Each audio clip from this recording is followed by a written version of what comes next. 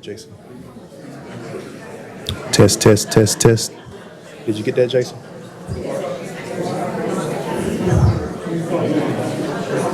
Yeah, I just asked him. I said,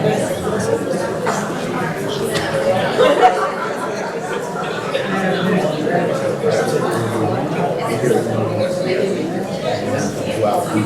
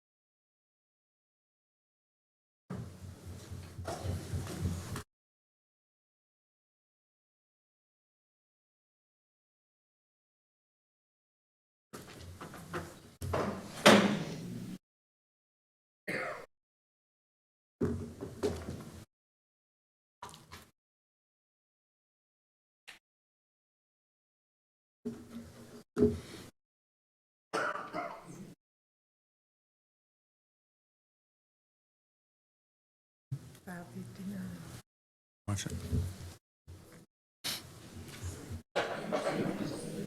And I'm watching for our cameras, and I don't need it either.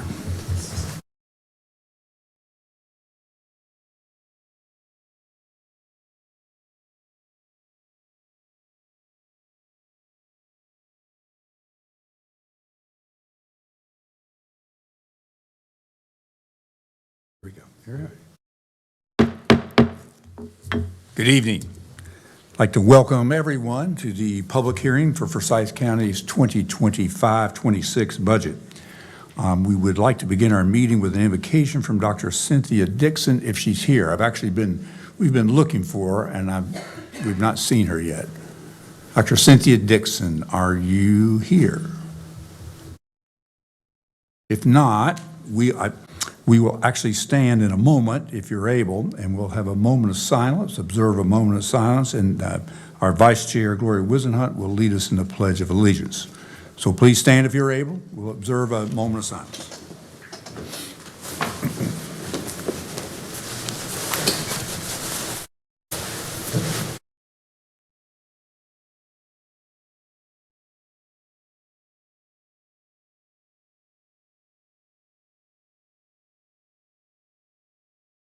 Thank you. I pledge allegiance to the flag of the United States of America and to the republic for which it stands, one nation, under God, indivisible, with liberty and justice for all. God bless America. Amen. There we go. We'll begin our meeting tonight. Now our agenda tonight consists solely of a public hearing to receive comments regarding the 2025-26 Forsyth County budget. This public hearing is an opportunity for commissioners to hear your thoughts on the proposed budget before we continue deliberations over the next few days. And I did want to mention we have 3 budget workshops that are already scheduled. They're on May 22nd, 29th, and June the 2nd. We may not need all of those, and we will it'll be available on our website if we're having a budget meeting. We'll actually start those at 9 a.m. and we meet on the 4th floor, which is where the overflow group for this particular hearing is located. So it's one floor down in the corner. Start at 9 o'clock. And all of those meetings are actually live streamed, and they're available for anyone who would like to watch later. So if on any one of those days, like next Thursday, you wanted to watch the budget hearing, our discussions of the budget, you can actually pick it right up. It'll already be taped, and you can get it off of our website and watch it. And I also think it's on Facebook, but I think it also. But this hearing is not a debate. It is an opportunity to hear what you have to say. And your thoughts are important, and we want to hear from each of you. So we have two options available for citizens who wish to speak. And the first, there are some folks that may be able to call in. So citizens who are interested in participating in the public session remotely may call 336-422-1200, 336-422-1200. And you'll be placed on hold until the clerk comes on the line and asks you to begin your comments. Just before the meeting, I found we have 3 people online on the telephone, and it's probably easier to we will start with those. But if you're attending in person, if you want to speak, you do need to fill out a speaker card, those little sort of chartreuse cards. And if you have one, you can actually do it during the meeting as long as it gets to our clerk, Ms. Ashley Matthews, at the end, and she can actually take that from you. So you may do that even now. We do have an overflow room located on the 4th floor, and we have staff stationed in that room to assist anyone who wants to speak there. So if you're in the overflow room, staff will direct you to the boardroom when your name is called. And I did learn just before we started, there's actually almost a full minute delay in what we're saying here live and what's picked up in the 4th floor room. So we're working together via text with some of our folks there to make sure that goes as smoothly as possible. The minister arrived. Oh, good. Good. Is Dr. Cynthia? Yeah, let me find it. Thank you. You can actually come on up, Dr. Cynthia Dixon. We'd be happy, since you are here. We had a moment of silence, but you can put a period on that by actually doing that, and to come right on up. Thank you for being here. Imagine it might have been a little crowded out to get here. Come on up, and if I'd please like to ask you to stand if you're able. Dr. Cynthia Dixon, she is from the Rivers of Living Waters Global Ministry. So, thank you. Let us pray. Dear Heavenly Father, we just thank you for this great community and city in which we live.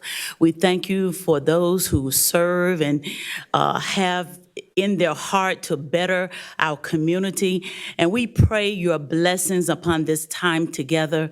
We pray for your wisdom. We pray for your direction, and we pray for your guidance. Thank you for the community that's present here. We thank you for the input and the involvement. And Lord, I know that together we'll help make this a better place. And we commend this time into your hands. In Jesus' name, amen. Amen. Thank you for being here. All righty, let me get right to the point. I've mentioned about our overflow room, and I'm going to be using a timer tonight to keep track of each speaker having 3 minutes. And there's it's pretty near my microphone, and you'll actually hear a little beep, beep, beep. And you can finish your thought, but if you don't finish your thought, I may ask you to stop. So I don't want you don't have to be cut off, but when it rings, I'd appreciate your kind of reaching a conclusion. We also have 2 on-deck chairs to keep things moving as rapidly as we can. And as soon as we hear our folks that are on the phone, our clerk will call up 3 people at least, and they can come up with 1 to speak, 2 on deck, and then we'll call a person up after that. So that gives us a little travel time, and we hope that will keep things moving so we don't wait for people in transit back and forth. And finally, I did want to mention that Vice Chair Wisenhunt is actually recovering from back surgery, and at everything we've been to lately, she has to get up and walk every now and then and move. Sitting down is uncomfortable. So if you see her get up, she is not unhappy with your comments. She just simply has to stretch her legs, and we actually have a little room right over here. It's actually got where our broadcast is, and she'll be able to hear and not miss anything. Even if she walks outside, there's a spot to go. So with that being said, We will go ahead and start with our three people who are online on call, and then we will begin with our three people and continue.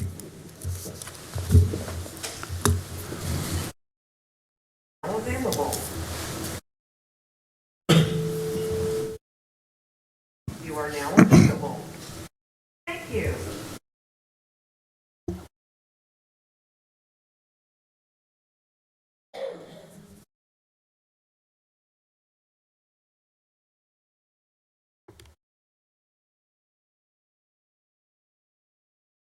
You are now available.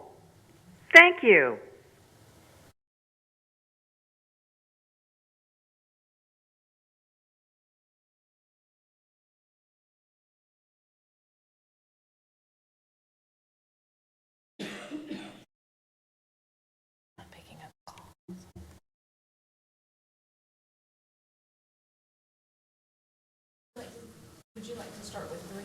Yeah, let's go ahead. You can call three, and we'll get started with live people here. Okay, the first three speakers are Jason Thiel, Kathy Guidas, and Angela Huntley. Hey, Jason, before you begin, would you please just give us your name and address, and then I will start the timer. Thank you. Thank you. My name is Jason Thiel, and I'm at 515 North Cherry Street, Winston-Salem 27101. I represent the Downtown Winston-Salem Partnership, and I'm one of the many community organizations that's seeking funds through the budget.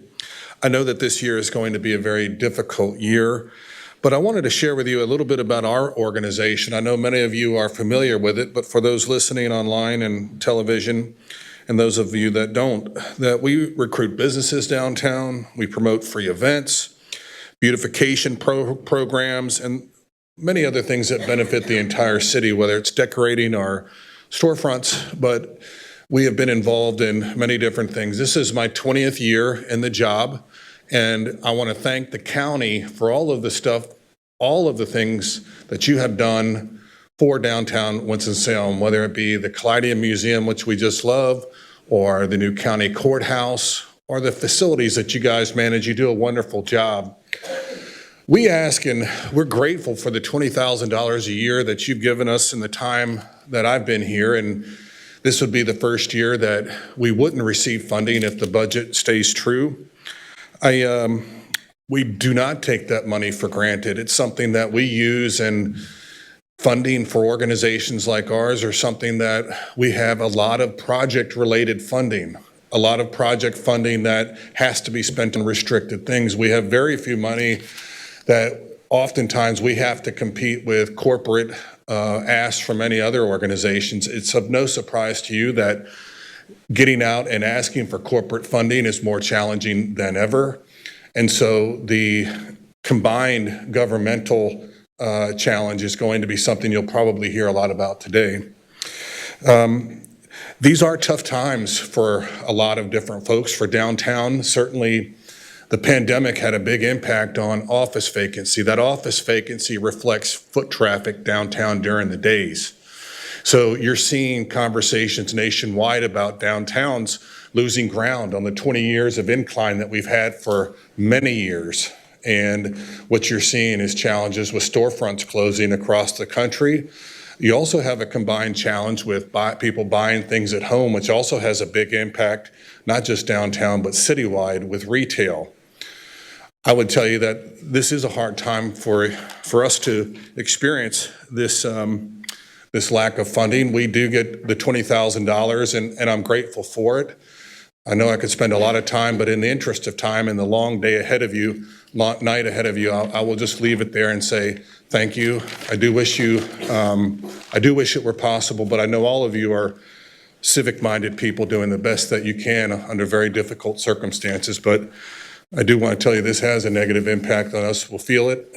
I'll tell you, if we don't get the funding next year, I'm going to bother each and every one of you as many times as I can to try to put myself in the best position to get more funding next year. Thank you.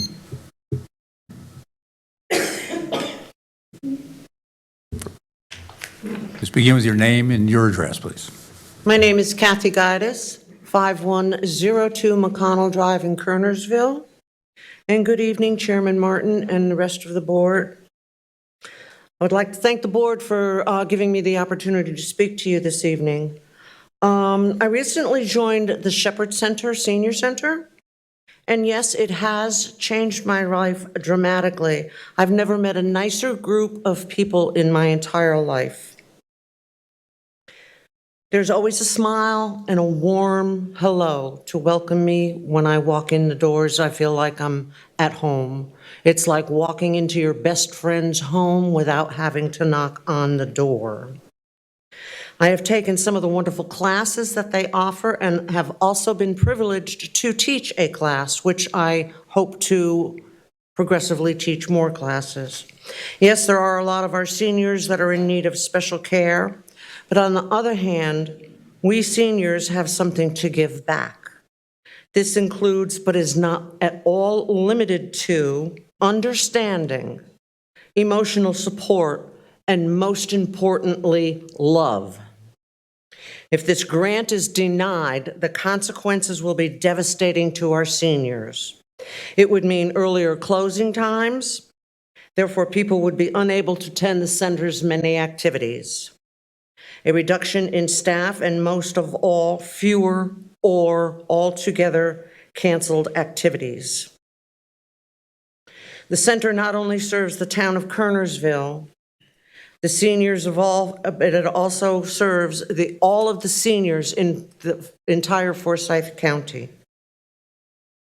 Many of these citizens have lived here for their entire lives, and they deserve help.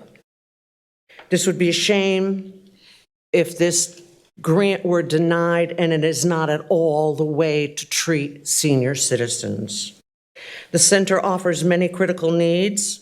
These are, but not limited to, caretaker support, health and medical screenings, and wellness classes.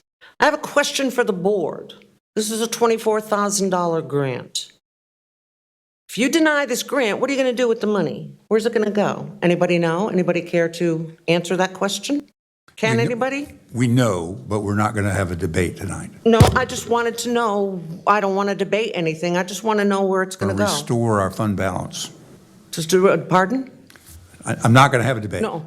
I didn't hear what you I said. said restore our fund balance that we spent last year Okay. to avoid tax increases. Okay. Please, as I stand before you this evening, not only for myself, my friends at the center, but for all the county's seniors, I beg of this board, please do not deny this grant. And to the board members, someday, God willing, you will, if you have not already, will reach our ages, and you or your loved ones may need these services. So that is my statement, and thank you for your time. Thank you. You want to call some more folks to fill our seats? Come on up. Thank you. Hi, I'm Angela Huntley. You need my address? I'm with NC Empower Up, and our address is 800 West 5th Street in Winston-Salem, 27101. Go ahead. I'm Angela Huntley. I'm the Executive Director of NC Empower Up, and I'm here to talk about our program, Early Scribes. And these wonderful people, these young people behind me, are a good group of our Early Scribes. They're here to support today. Early Scribes is a program for middle school students that takes a holistic approach to literacy.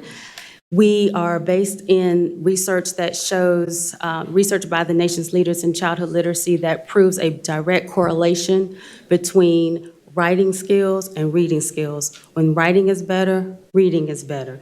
And kids who read and write, who write early and often in and out of school actually read better. So our program has 3 different components. The first one is our curriculum, which is a custom curriculum that was created in collaboration with seasoned educators. It combines book coaching techniques with the standard course of study that's set by the North Carolina Department of Public Instruction for English and Language Arts. These are the set of skills that the state has determined that middle school students need to master in order to graduate from high school, college, and career ready. Our curriculum walks them through the creative process of writing, planning, and publishing their own books. The second part of our curriculum is where we invite lived experience speakers to come in and talk with our kids about their careers in creative industries that revolve around literacy and the path that they took to get there. These are content creators, reporters, authors, illustrators, and others. The third part of our program is entrepreneurship. Because it is a goal for everyone who completes the program to exit as a published author, we also lay a foundation of sales and marketing skills so that they can leverage their new product.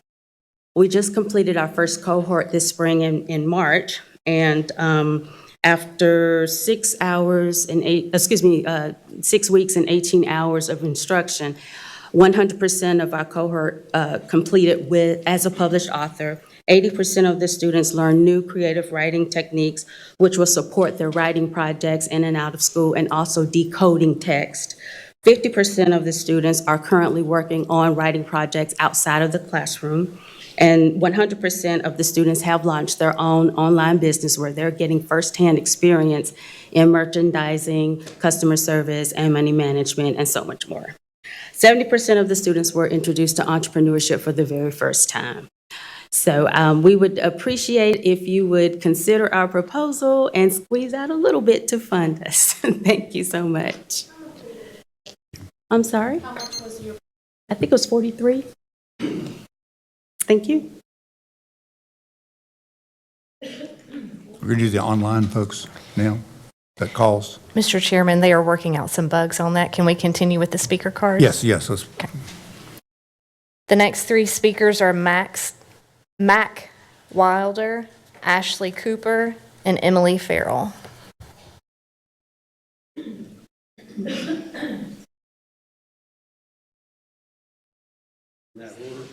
Yes.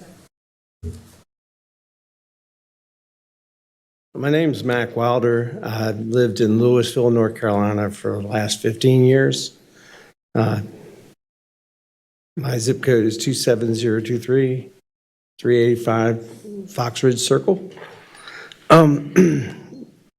My concerns are two. One, maintaining a low class size in the classroom. All my kids are grown up. They're adults now. I got one still at Chapel Hill that might get out in the next 10 years. He's going to be a doctor. But I also have a unique position where I had my first two daughters go to Greensboro Day School. I lived in Greensboro at the time. And my second two kids went to public school. They all did well. One public school, she got a master's degree. Of course, William's going to be a doctor. My oldest went to Greensboro Day, went to Weaver as a magnet school, an art magnet school. She was cum laude in her class. But keeping the class size down to 16 gets that ratio where you get a good teacher-student relationship, and the need for assistance just can't be discounted. The second, keeping it under 3 minutes, I volunteer at Crisis Control. I was unaware that you got money. You give money to Samaritan Ministries. I've been on the serving line, feeding the homeless. They really count on that money. I work at the Crisis Control Ministry pharmacy, and I'm also a diabetic. So I've had 2 heart attacks. So I know how important it is to have insurance. And I see Thursday and Friday this week and some last week, I see across the counter a need is being filled that can't be filled any other way. So when you're looking at budget items, those 2 things, class size for education, and those nonprofits that do the dirty work, I'm an agnostic. I don't belong to a church. An agnostic means he doesn't know the right or wrong. And I admit that you guys don't know exactly who God is, but I told my son when we were volunteering at Samaritan Ministries, I can't tell you if there's a God, but I can tell you if there was a God, this would be God's work. And that's about as close as I come to the truth. When you're putting your thumb on the budget, look at what they do for the community. I appreciate it.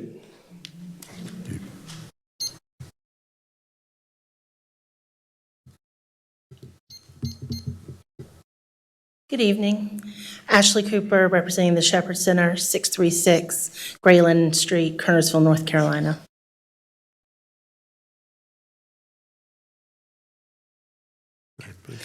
Thank you for the opportunity to speak this evening. As I said, my name is Ashley Cooper. I'm the Executive Director of the Shepherd Center of Kernersville, and we are here to ask you to preserve the $24,000 grant that supports our senior center.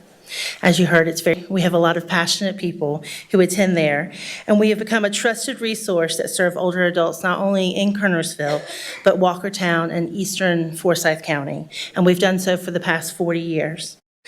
When we submitted this grant application last November, we could not have anticipated the changes that followed. A key foundation cut our funding by $20,000 due to loss of funding at the state level. Now we've been told to expect a 10% reduction in home care and community block grant funds. And as a result, the county grant that once only supported 12% of our budget now will make up 20% of our budget. Losing it would force difficult choices at a time when demand is growing rapidly. And in 2024, we saw over 21,000 visits, a 16% increase from the year prior. This funding supports infrastructure and operating costs to deliver health and wellness classes, medical screenings to those with limited access, free text prep for older adults. This year alone, we saved them over $300,000. Loaned medical equipment, and at this point, we're the only program in the county that provides that at no cost. Caregiver support groups offering guidance and relief, as well as arts and enrichment programs fostering connection and well-being. These are not optional programs. They support dignity and independence. We recognize the county is under financial pressure, but we ask that older adults and their caregivers not bear the unrelated cuts. The need is urgent. We know that in Forsyth County, 1 in 5 residents are over the age of 60. 29% of older adults over the age of 65 live by themselves. Nearly 20% of older adults live near the poverty line, and yet 1,250 seniors moved here in 2022. These are your neighbors. They've built this community, and now they need your support. Our senior center offers more than programs. It offers the cure for social isolation and loneliness. Prolonged social isolation poses serious health risk, equivalent to smoking 15 cigarettes a day. It may even shorten lifespan up to 15 years and increase the likelihood of entering a nursing home or emergency room visits. Programs like Cash Buddies connect seniors with third graders from Cash Elementary, which is a Title I school. One participant recently told us, "I didn't know how much I needed this until I got my first hug." Last year, we engaged over 19,000 volunteer hours, created a Maker's Mart for artisans 55 plus to sell their work and receive the validation that their creativity is still valid, all while delivering over $1 million worth of impact. And we do this with heart, humility, and stewardship. Thank you for your consideration.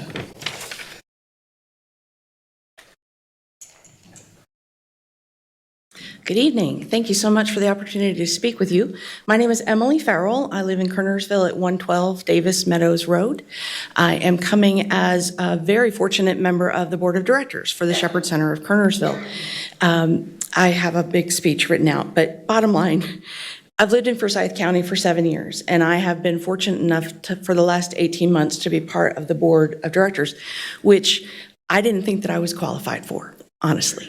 But as I have gotten to know the multitude of services, the depth and breadth of rides to doctor's office, getting prescriptions delivered or picked up, groceries, handyman services, friendly callers, and Project Joy, where people will give us old flower vases that they've received flowers from, and a wholesale flower company provides us with flowers, so we're able to, every week, take bouquets of flowers out to people who are sick, shut in, if it's their birthday or an anniversary.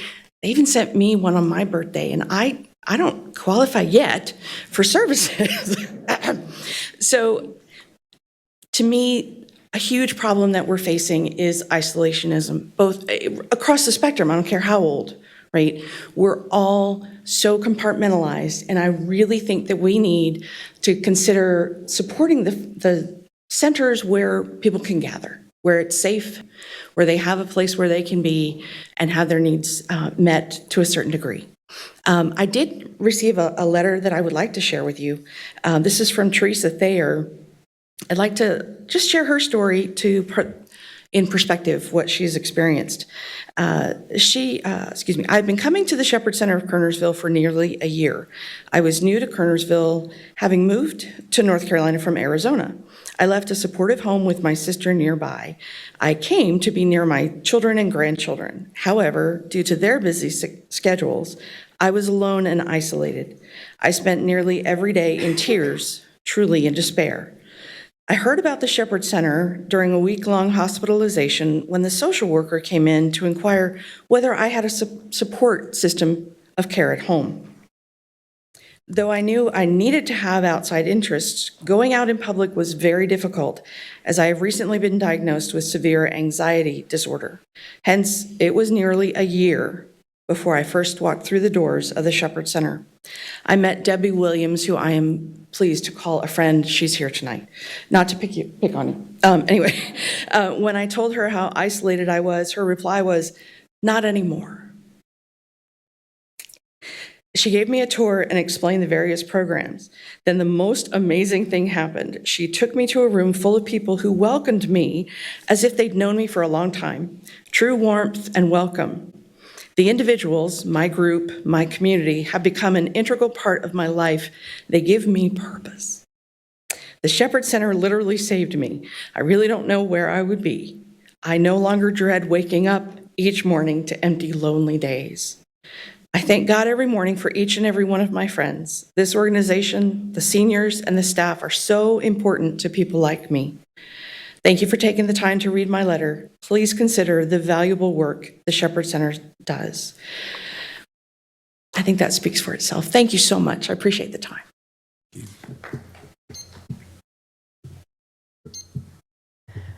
Mr. Chairman, I think we have the bugs worked out. If you'd like to try great. the phone calls. Yes.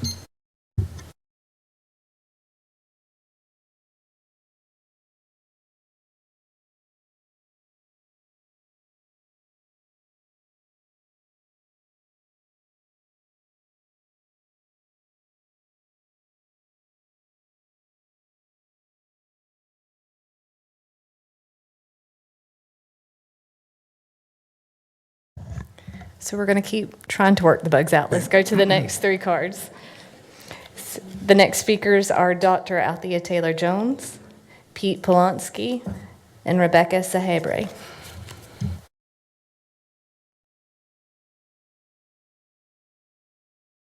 Good evening.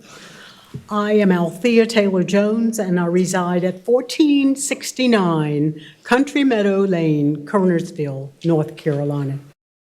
As an addendum to the Shepherd Center of Kernersville, just want to share some information with you. The number of Americans aged 65 and older is projected to increase significantly. Looking back at 2022, 58 million. Looking forward to 2050, we're looking at 82 million. The median age of the U.S. population is increasing, and by the year 2034, there will be more seasoned citizens than there are children. Families are becoming much smaller, and there are fewer traditional family caregivers. The older population is becoming more racially and ethnically diverse. We have to rethink societal attitudes, fostering a more inclusive and empowering approach to aging. Society often portrays aging as a period of frailty, putting today's older adults as staying active, pursuing new interests, and working longer, we can look at this from a positive perspective. Many continue to make an impact through volunteerism, as some have already mentioned tonight, mentoring, as well as engaging in advocacy activities. By highlighting the diverse and dynamic lives of older adults, we can combat ageism and we can celebrate the benefits of aging. Representation in media, workplaces, and public policy is essential to ensuring older adults are portrayed accurately as well as positively. Aging is often linked to a decline, as I said earlier, to dependence, leading to misconceptions that fuel discrimination as well as isolation. And this, we must redefine aging as a time of growth, as a time of wisdom, as a time of continued engagement.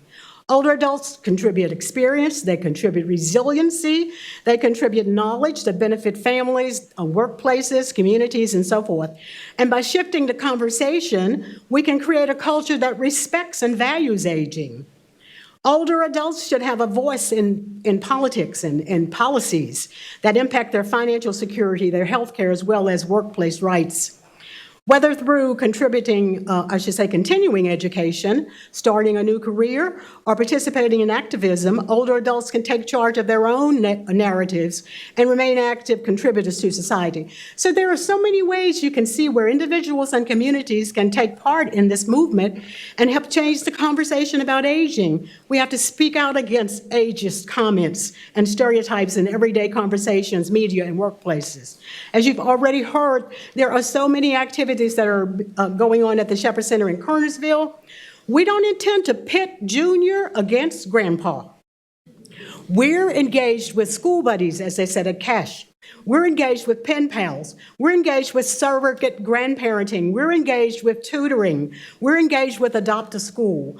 I volunteer at East Forsyth Middle School, and I've been doing that for the last 12 years, and I love those middle schoolers when I go there, and they give me respect as well.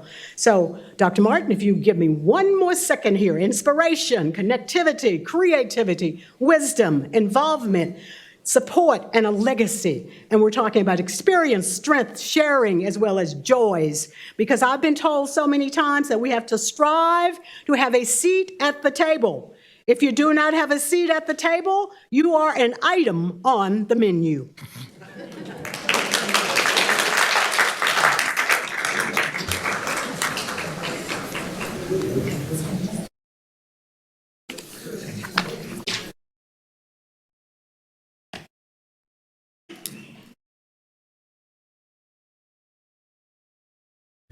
Hello, my name is Pete Polonsky, 3735 Linden Leaf Court in Winston-Salem. I'm here with Deli Alvarado beside me and Rep Brown. Deli Alvarado owns a piece of property in Wautown about 2 miles from here, which is an old abandoned industrial site that we are working very hard to transform into an active, beautiful community asset. About several years ago, I stood in front of a number of you and for the ARPA project, and we were able to get a grant that allowed us to build an outdoor recreation facility at a Title I school that to this day is allowing over 400 kids daily to use and thrive with it. And I believe that this project that we're asking for a grant for will even have a bigger impact on thousands of citizens weekly.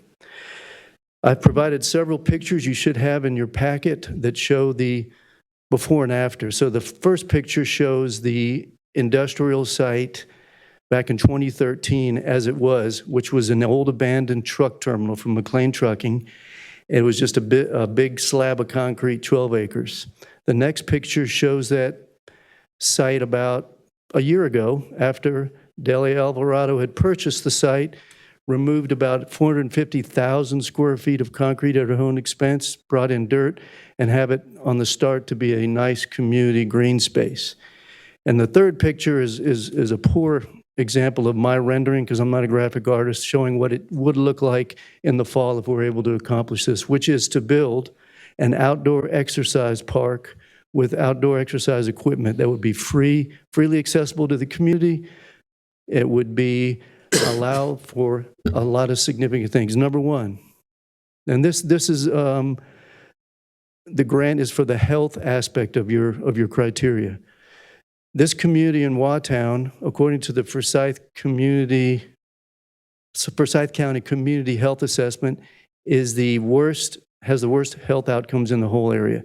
They have a life expectancy of 67.9 years, whereas the rest of us, where I live and where many of you probably live, 84.5 years. And the reason for that is a lot of things, but one of them is exercise. Second point I want to make is about park access. Winston-Salem, even though it's in the top 100 for populous cities in the country, ranks in the bottom 10% for access to parks within a 10-minute walk. Our facility has about 8,700 people within a 10-minute walk, plus it's on the bus line.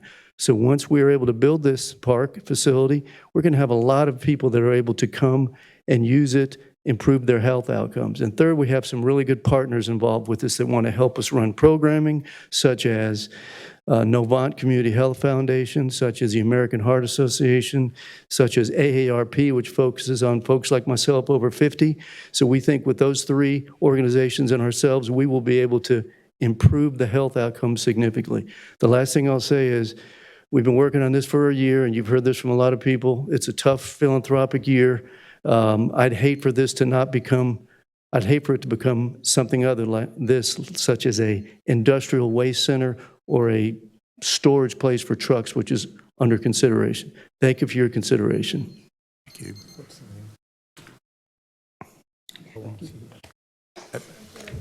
Pete, this is NC Rush is the name? Yes, well, it's under the 501c3 of NC Rush. Yes, sir.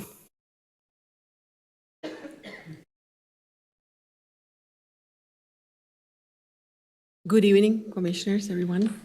My name is Rebecca Segebre, Executive Director of Valuable Woman Community Mujer Valiosa. I live in 648 McLean Avenue, 27127 zip code. Thank you for the opportunity to speak today on behalf of our program. Our proposal is for the Expand the Business Initiative Latino Entrepreneur Success Program. We are not new to this work. For over 3 years, Mujer Valiosa, Valuable Woman, has been actively engaging the Latino community in Forsyth County, building trust and breaking down barriers through monthly business connection meetings, collaborative workshops, community resource center, and strategic collaborative partnerships with the Central Library of Forsyth County as the host of some of our programs and the Small Business Center of Forsyth County. Last year, we were able to serve over 400 Latino individuals with the desire to start or grow a business. Our community doesn't need one-time resources. They need continuity, a structure, and a culturally relevant approach that meets them where they are, in Spanish, in spaces where they feel safe, and through programming that reflects their lived realities. This program is our response. It is a structured 6-week workshop series, yes, conducted quarterly, but equips Latino entrepreneurs to launch and grow their businesses. It also includes practical, hands-on education, personalized mentoring, and culminates in a Latino Business Day, which is a public event that amplifies participant voices and showcases their products to the wider community. Workshops will cover not only teaching aspects of launching a business, like registering their business, digital marketing and planning, but also business mindset needed for long-term success. We've created a space where people that once felt invisible are now showing up with dreams, business ideas, and the courage to build something new. Now is the time to invest in that courage. This grant allows us to do what we already proven we can do, but better and more sustainable. We run these components before, but always piecemeal due to limited resources. Now, with your support, we can unify them into one powerful program that serves 80 Latinos entrepreneurs per year. We already have the trust, we already have the space, we already have the partnership. What we need now is the investment to scale our impact and meet the demand we see every day. Our grant request will allow to serve the 80 Latinos entrepreneurs per year, and we are ready to deliver with measurable outcomes, a strong oversight, and a plan for continuous evaluation and improvement. We are not just asking for funding. We are offering a partnership to expand economic development opportunity where it most needed. Let's invest in the entrepreneurs who are already here, already working, and already dreaming. Thank you. We also have a package And there's some pictures in the last page of what we had done. Thank you.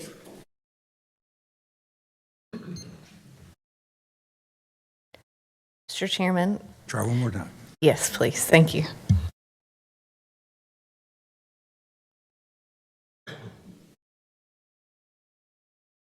Thank you for calling the Forsyth County Board of Commissioners public session line. Please state your name and address for the record.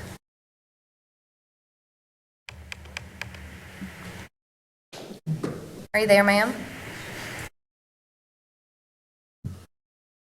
Yes, I'm here. I'm still here. Okay, good. We're glad you're here. Please state your name and address for the record, please. Tanya Sheffield, And what's your address?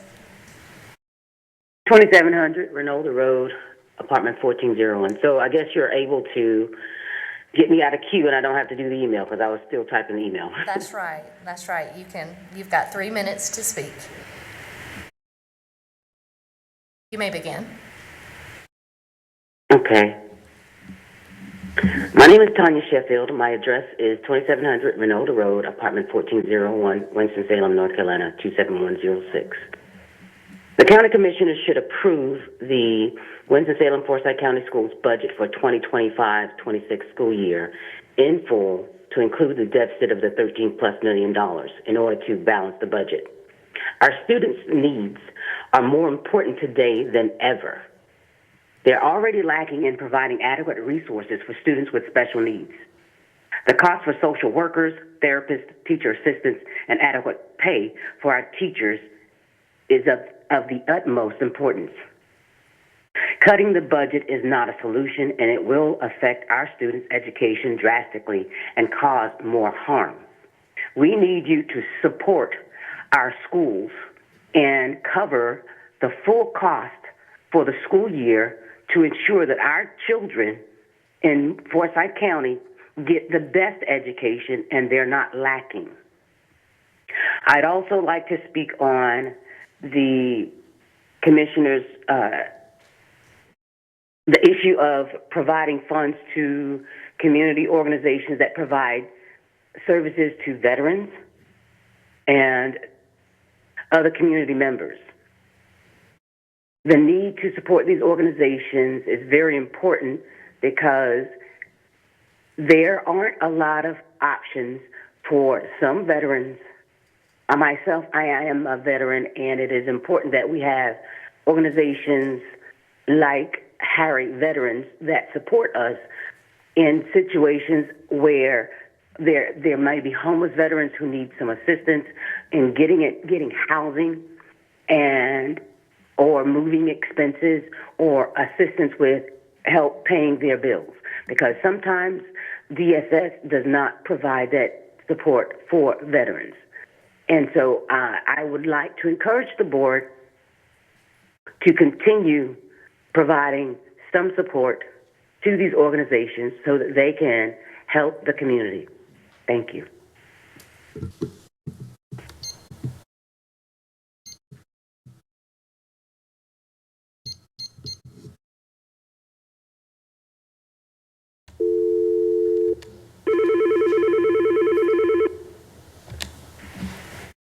Thank you for calling the Forsyth County Board of Commissioners public session line. Please state your name and address for the record. Jim Wells, 2188 School Street, Winston-Salem, North Carolina, 27105. Thank you. You will have 3 minutes to speak. You may begin. Good evening, everyone. My name is Kim Wells, the Executive Director of Virtuous Women in Sisterhood, a nonprofit organization dedicated to support women who are impacted by domestic violence. VWISH was created to encourage, empower, and restore survivors of domestic violence. Today, I'm speaking on behalf of women impacted by domestic violence.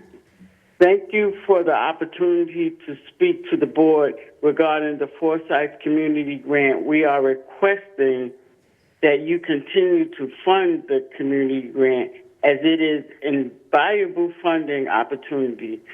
Domestic violence is a social welfare problem that impacts the three impacting 3 women, according to the Center of Relationship Abuse Awareness.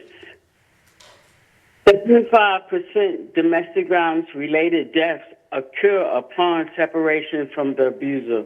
One of the greatest challenges women in domestic violence relationships experience is exiting from their relationship. One significant reason is that they are limited shelters or shelters are full. Victims of domestic violence are less likely to leave their relationship if they don't have a place to escape.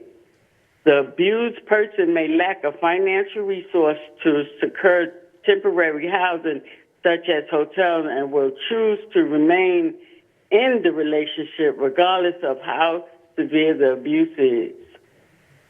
One of the most important factors in influencing a person's decision to leave an abusive relationship is the ability to secure a place for them to stay. After they leave, the Wish Safe Stay program, that's us, fills the gap. We recognize the need to support program participants in securing temporary housing agreements while they await interest in domestic violence shelters. Throughout our Safe Stay program, D-Wish covers up to 7 nights in a hotel with a safety plan for participants who are exiting abusive relationships. The community grant funding will help us to continue to provide supportive services to the women and help them escape abusive relationships and begin a new life and free from abuse. Again, we appreciate the opportunity to speak to the board, and we ask that you reconsider cutting the community grant funds from the budget. We thank you, Virtuous Women in Sisterhood.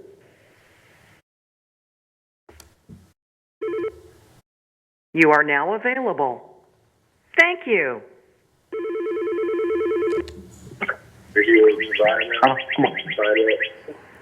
Thank you for calling the Forsyth County Board of Commissioners Public Session Line. Please state your name and address for the record. Samantha Howard, Arts Council of Winston-Salem, North Carolina. Thank you. You have 3 minutes to speak, and you may begin. Yes, so thank you all for hearing me. I wanted to reach out with my profound concerns regarding potential cuts to funding for the arts in our community. As you may be aware, the Arts Council of Winston-Salem has already faced challenges due to potential reductions with the National Endowment of the Arts. These funding shortfalls have prompted local artists to carefully revise their budgets, strategies, and plans, relying on funding at the local government level to sustain their programs and their initiatives. The arts are vital to Winston-Salem's identity and plays a crucial role in our community and cultural, economic, educational landscape. They not only enhance the quality of life for residents, but also attract tourism and stimulate development, provide essential educational opportunities for our youth. The potential impact for further cuts to the arts is deeply concerning. Such measures could lead to the dissolution of programs that many in our community really rely on, lessening the vibrance of our cultural scenes and eroding the city's standing as the beacon of art and culture. The consequences would be immeasurable, affecting not just artists and performers, but the entire community that benefits those who a thriving environment. We understand the complexity of and the constraints of budgetary decisions, but we urge you to consider a long-term benefit that arts programs can bring vitality, culture, and life to the city of Winston-Salem. Please continue to support this critical junction, the essentials for the rich culture tapestry that we have here in our community. Thank you so much for your attention to this urgent matter, and we look forward to hearing from you along with all other artists. Thank you so much.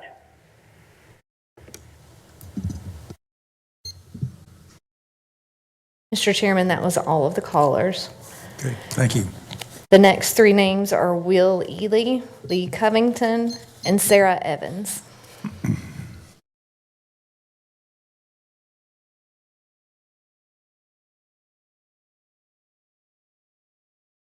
Thank you, Commissioners, for your time and space this evening. My name is Will Ely. I reside at 120 East Devonshire Street, Winston-Salem, North Carolina, 27127. I'm here on behalf of Piedmont Environmental Alliance. We're a Winston-Salem-based nonprofit committed to a more just, resilient, and sustainable Piedmont triad.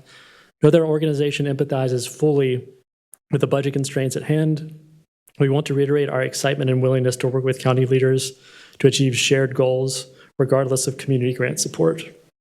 By way of our Affordable Healthy Homes campaign, for which we sought community grant funding, we have already been collaborating with nonprofits, the small business community, state government, and affordable housing developers to address lingering issues at the intersection of housing, public health, economic, and environmental resilience. And with several funding streams still open to our community via the bipartisan infrastructure law and the Inflation Reduction Act, though very precarious at this moment, hope remains for collaboration between our organization and Forsyth County to make sure we make the most of this moment and not lose out on potentially hundreds of millions of dollars for our community. With this campaign, our goal is to provide education and technical assistance to help the most vulnerable households access health-improving and cost-saving clean energy investments in their home. Doing so will help keep more money in our community and positively impact public health outcomes in an era of austerity. The federal government has not made navigating these incentives and federal and dollars easy, and we've consistently thought of our organization as a last mile and bridge to this funding between Washington, D.C. and Winston-Salem, Forsyth County. With deeper collaboration, we trust our proof concept can only grow. In 2024-25 alone, our organization facilitated nearly $5 million in new green economic investment, to include helping realize the largest solar project in our county history and bringing to our community its first ever all-electric school bus. We are additionally grateful to Chairman Martin for joining us at that ribbon cutting and flipping the switch that day at Second Harvest just this past week. Specifically, the federally funded Energy Saver NC program, a budget of $210 million that will anchor our livable housing work here in the county, is poised to help low and moderate income families across the state make energy efficiency appliance upgrades, renters and homeowners alike. We expect this program to create 3,000 jobs and is expected to launch locally in fall of 2025. We believe a partnership between PEA and Forsyth County government will better position our community to maximally benefit from programs like these. We look forward to partnering with the County Commission and Departments of Environmental Assistance and Protection and Community and Economic Development to make the most of this moment to create good-paying jobs that are future-proof and make our community more sustainable in every respect. Thank you all so much for your time and consideration. Thank you.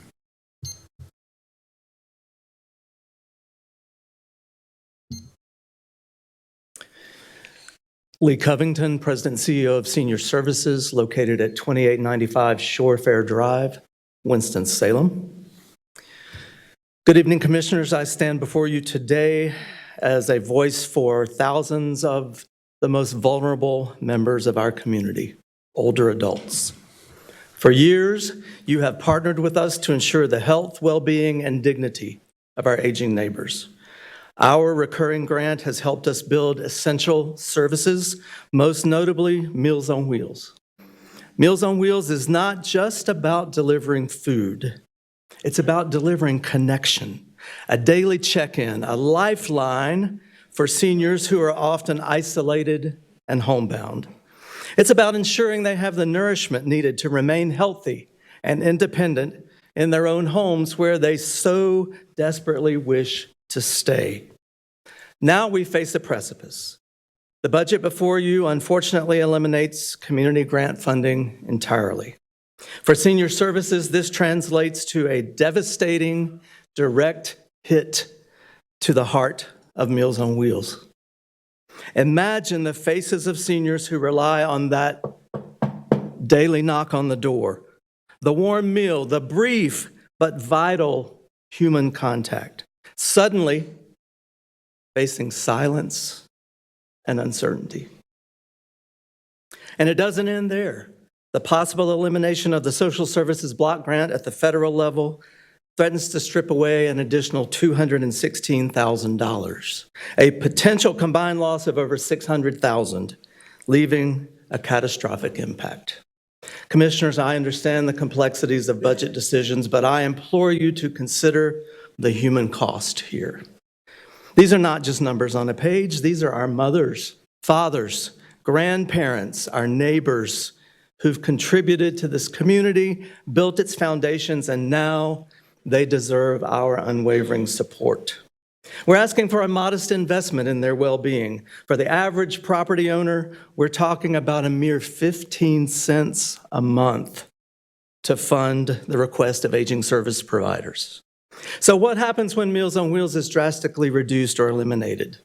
Increased hospitalizations, greater burdens on emergency services, and a profound sense of isolation and despair for our most vulnerable citizens. The long-term costs will far outweigh the small investment today. You have the opportunity to demonstrate that Forsyth County values and respects its elders, that we will not abandon those who have given so much. I urge you with all my heart to restore community grant funding and invest in the compassionate care that senior services provides. Let's not balance the budget on the backs of our most vulnerable. Let's choose compassion. Thank you.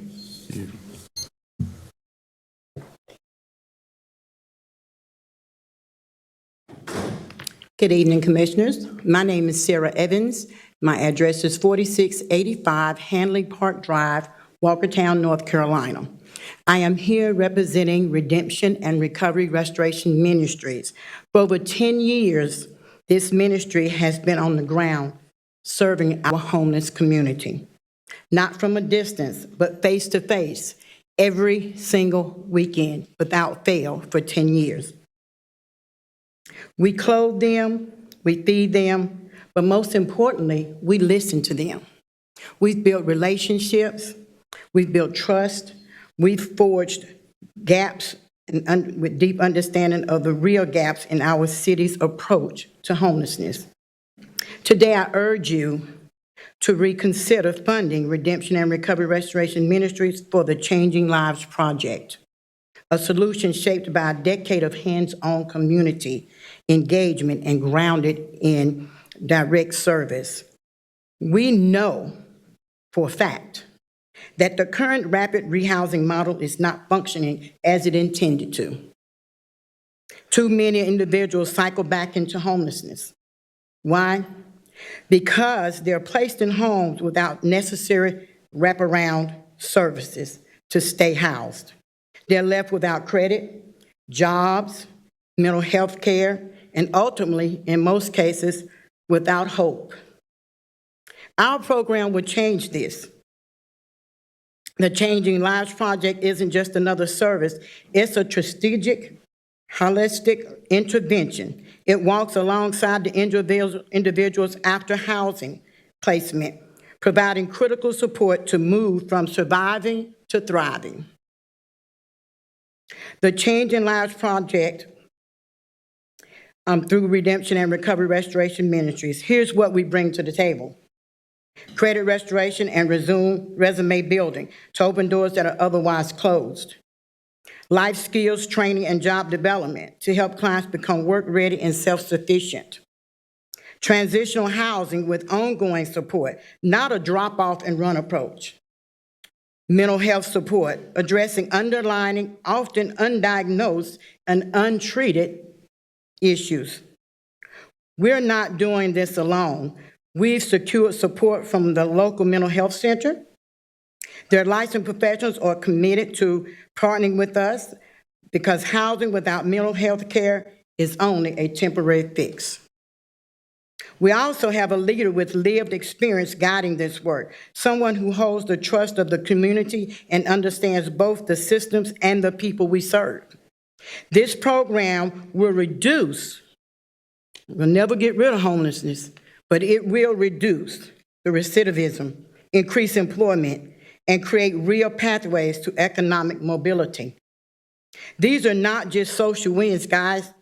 These are fiscal wins. When people stay housed, employed, and healthy, they reduce the strain on emergency services in our city, such as the justice system, shelters. They become contributors to our local economy and neighborhood stability. In conclusion, Changing Lives Project is not a theory or a pilot dreamed up in a boardroom. It's direct response to the unmet needs that we face every week. We're not asking for a handout, we're offering a solution. Please consider fund this program. Invest in real change. Changing the world one life at a time. Thank you.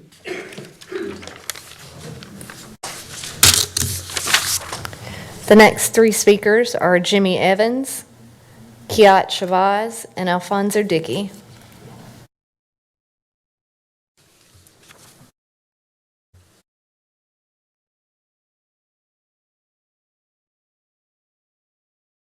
My name is Jimmy Evans. My address is 4685 Hanley Park Drive, Walkertown, North Carolina 27051. I had the opportunity a little over a year ago to meet the mayor at Ruberbell Park. He was speaking at an event about homelessness. And I got a chance to ask him a question. And what I asked him was there anything available to help stop the recidivism? Because we've been out there up front over 10 years, and we are serving the same people. They keep coming back. It's a revolving door. The money is being wasted. That's the reality. So I asked him if I could get 3 to 5 people in a residential setting where we could give them a mental health assessment, find out what's causing the homelessness, not just push them into rapid rehousing so that the numbers crunch correctly, so that the bottom line looks good on the quarterly report. But can we do something about them being homeless? I said, if there was a program like that, I said, would the city support it? He immediately said yes. He said, you need to come to the housing summit. So I went online immediately to try to get the invitation to the housing summit last year, but it was too soon. Like when I met him, the housing summit was coming up. I couldn't get invited. So I worked from then to now. And I have 5 people I can bring back because I'm not a lying prophet. I can bring them back if I need to, but I got 5 people that I worked with from the shelter that did not go through the rapid rehousing project that are now not homeless. They have jobs. They have their own place to live. One of them even has her driver's license and bought her a new car. And so what we're doing is working, but we need help. I'm a truck driver, and I've been married 26 years, and Amazon driver is my wife's best friend. So I have to continue driving trucks. I need y'all help to help these people. Jesus died for them too. He loved them too. And we need to stop sweeping them under the rug.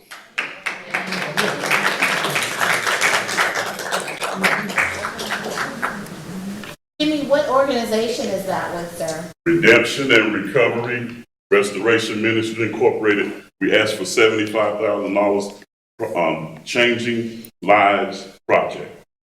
Yes, ma'am. Good evening. Good evening, commissioners, county manager, and staff. My name is Kiat Shabazz of 897 Peters Creek Parkway. I am the co-founder and the executive director of Harry Veterans Community Outreach Services. I am before you this evening requesting your continued support for the men and the women who have won the battle to protect our freedoms. My brother, who died because this government failed to provide him with the necessary resources he needed. As a result, I'm standing in the gap for him and have and will continue to work to prevent what happened to him happened to another one of his comrades. I served them tirelessly, even during the time I was diagnosed with metastasized cancer, and she's here. A nurse flew with me who is a retired major from the Army Corps of Nurses. She flew up and down to Philadelphia to the Cancer Treatment Center of America.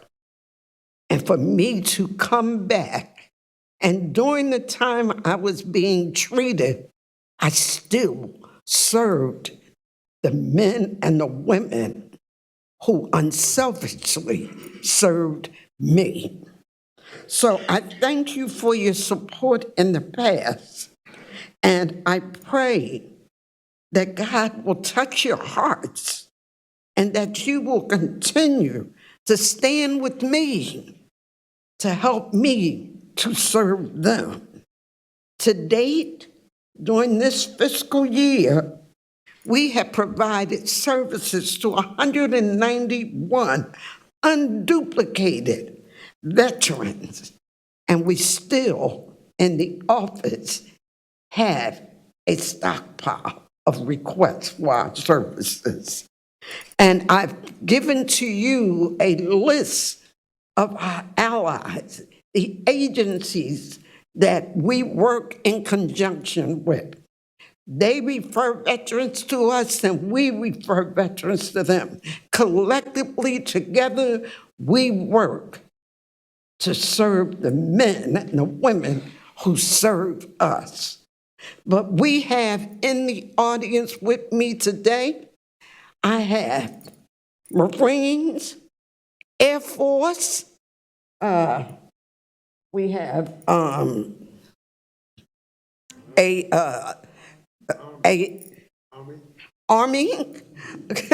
Vietnam veteran. We have Tim Shepard, who is a legacy for his father from the Mumford Point Marines.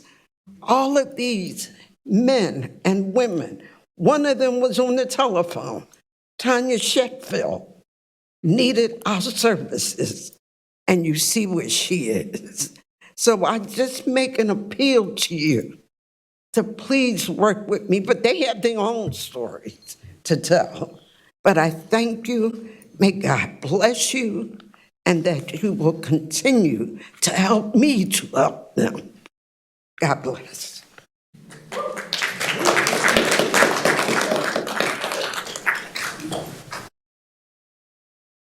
Good evening, Commissioners. My name is Alfonso Dickey. I lived at 5020 Shadowline Drive, Winston-Salem, 27106. I'm a decorated combat Vietnam, and I served in the Marine Corps for 4 years, and I've been a member of Harris for 12 years. And since I've been a member of Harris, we've assisted numerous individuals when they weren't at their highest point in their lives. And you never know how much it means to an individual until you can offer the services that they really, really need at that time. We assist them with their rental, delinquent bills, food, and anything that we can do to assist them in their time of need.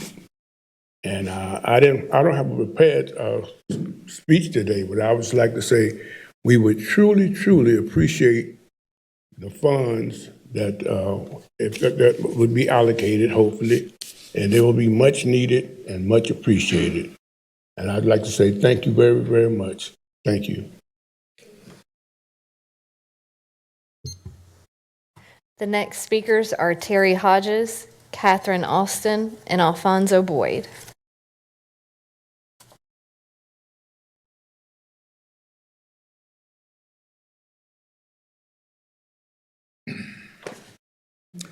Good afternoon, ladies and gentlemen. My name is Terry Hodge. I live at 289 Ball Cypress Drive in Winston-Salem, 27127. I will be brief. I really appreciate you allowing me the opportunity to speak, first of all. It's important that we continue to support our veterans. Myself, I'm the Air Force guy. I spent 23 years in the Air Force, and after that, I spent another 9 years, in the Department of Veteran Affairs working for veteran benefits. So I know the situation that our country, our communities are in is growing. It's getting larger every day. You have, like I said, I'll be brief, you have supported us in the past. We ask you to continue to support us. Help us to help others help themselves. Once again, thank you for the time.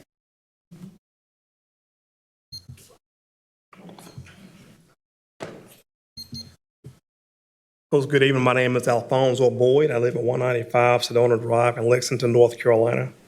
I myself am a U.S. Marine Corps combat veteran of the Gulf War. I served 10 years in the U.S. Marine Corps. As we know, a veteran is a person that one time signed a blank check up to the U.S. government up to and including their very lives. That's something to really think about, I think. Well, sometimes a lot of veterans kind of fall through the cracks and they're not able to get what they need from the federal government in the form of the VA in a timely fashion. That's where Harry comes in. We do provide veterans, as you've heard before moments ago, with housing, whether it be rent, mortgage, food, or even utility payments. So we'd just like to ask you to continue to help us to provide services for America's finest. It would be greatly appreciated. Thank you so kindly, and God bless you. All right.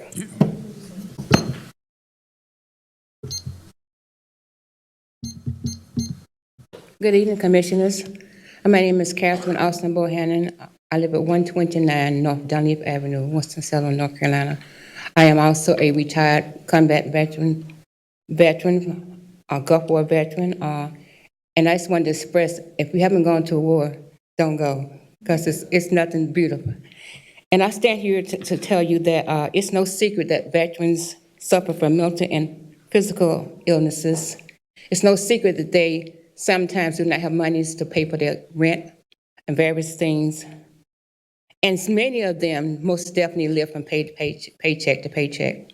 And some of them, which is really sad, are really fighting right now for compensation for their injuries. It looks like after 30 years, you know, when you get 70 years old, you go try to get your monies and you don't get it. So that some of them really suffer hardships, and some of them have family members who just have thrown them by the wayside. And especially with the mental illness part, I think veterans plays a very part in that, Harry does, because there's a place when we have had people come sit with us where they didn't have anywhere else to sit. They sat at the office and we talked to them. As a matter of fact, it was a World War II veteran, Mr. Wilson. He made it a point every week to drive down and sit about 3 hours with us. And so I just want to encourage you all just to remember that those same veterans that you see sitting on the wayside, I'm a minister too, and I want to put those texts on you. Those same veterans you see sitting on the road homeless, remember they were somebody's baby. Remember that they were young at one time. And so I think a lot of times when you see the older face, we sometimes, not you all, but some people just have a problem with older people. But I want to encourage you, as you pledge allegiance to the flag, as that flag is flying, remember that the veterans that are here sick, the ones you see with amputated legs, the ones that just look like they don't have it together, those are the ones who went to fight for you. This is why you can sit where you are, for this country has one of the greatest air forces, the greatest army, the greatest navy in the whole wide world. So I don't want to piggyback with what they said. As you know, we want you to continue funding our organization for the veterans. God bless you, and thank you for listening to me.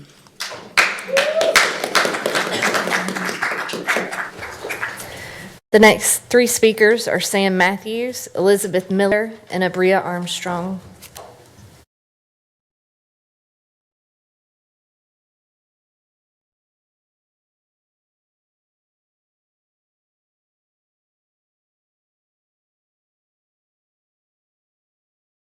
I'm Sam Matthews, Executive Director of the Shepherd Center of Greater Winston-Salem. And in light of the time and the number of speakers, I want to try to be brief. On behalf of the thousands of older adults we serve throughout Forsyth County, I want to thank you all for your steadfast support of the programs and services that we have been able to offer throughout the community. Your investment has paid dividends. We're a state-certified senior center of excellence in our 40th year of service and served over 8,300 older adults throughout Forsyth County last year.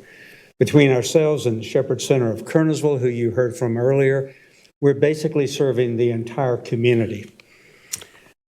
Our most recent quarterly report to the county shows a return of investment of $10 for every dollar the county has invested in our programs.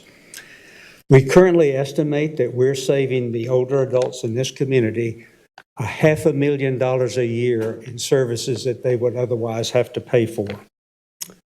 Currently, over approximately 60% of those we serve are below 200% of the federal poverty level.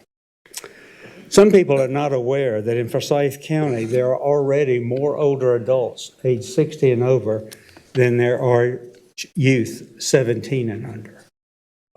We are facing a critical need for services for older adults as that population ages. Also, a very much overlooked fact is there is no public transportation beyond the city limits of Winston-Salem. We're serving that need. And there are very few resources for affordable minor home repairs like grab bars and bathrooms or fixing ramps or other carpentry and electrical and heating and air conditioning work. Your investment is helping with that. I also firmly believe a budget is a moral document which reflects the values of a community. Animal Services is currently budgeted in the proposed budget at $1.6 million. And Youth Services at $1.2 million. As I mentioned earlier, there are more older adults in this community now than there are children and youth. I strongly encourage a line item budget in next year's budget, if not in this year's, for aging services, like it is in most counties in this state. The services that are budgeted in the adult division of the Department of Social Services does not include the services that we're providing in the community, that of ourselves, Senior Services, and the Shepherd Center of Kernersville. We requested and county staff recommended $40,000 in funding for the coming fiscal year. Your support has been critical in past years, and we respectfully request that that funding recommendation be approved for this year. Thank you very much.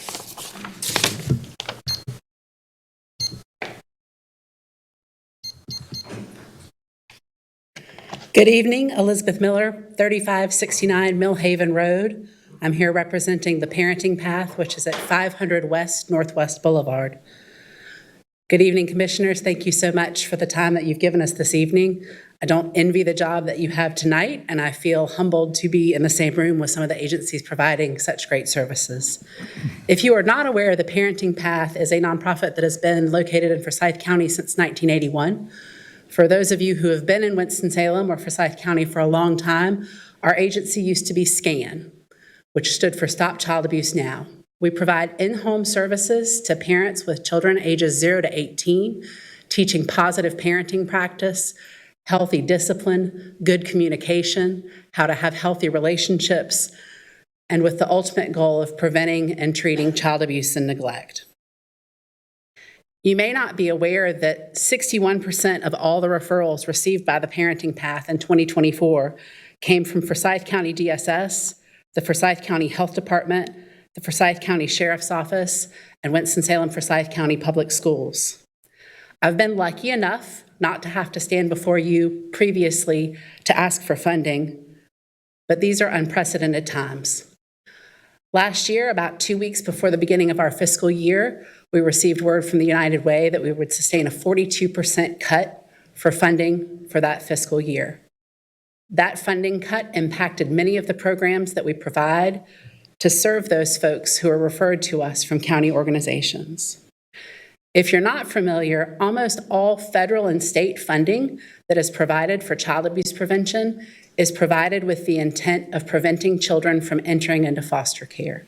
For those of you who are not touching DSS daily, children who are entering foster care have already been severely abused by that point. This year, we've received referrals for children who've been removed for foster care who had fractured skulls, infants with 33 newer healing fractures, and many other things that children should not have to face. We're asking for funding for our positive effective parenting class. Last year, we received 106 referrals for that class. 85% of those referrals came from Forsyth County DSS or the Forsyth County District Court. In 2024, there were 5,096 reports of child abuse and neglect for Forsyth County DSS. Child abuse is now one of the top 3 non-accidental injuries to children at Brenner Children's Hospital. That is a severe increase. With safety nets shrinking, I only anticipate those numbers climbing. Children who experience child abuse and neglect are 9 times more likely to be involved in criminal activity.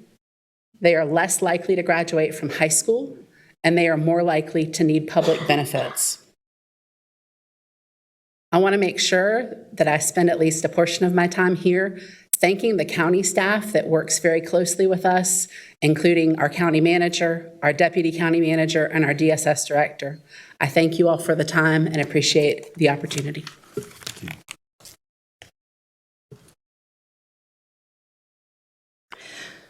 Good evening. My name is Abria Armstrong. I reside at 51 East 4th Street, right around the corner, and I'm the Executive Director of Tricultural Arts.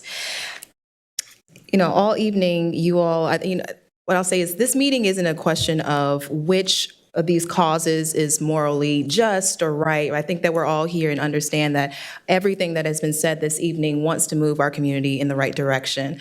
But also, as a girl who lives downtown and is therefore taxed 3 times on her property at the county, city, and Winston-Salem Business District level, I also understand the numbers of this. And so tonight I come here not with an emotional appeal, but with an economic one.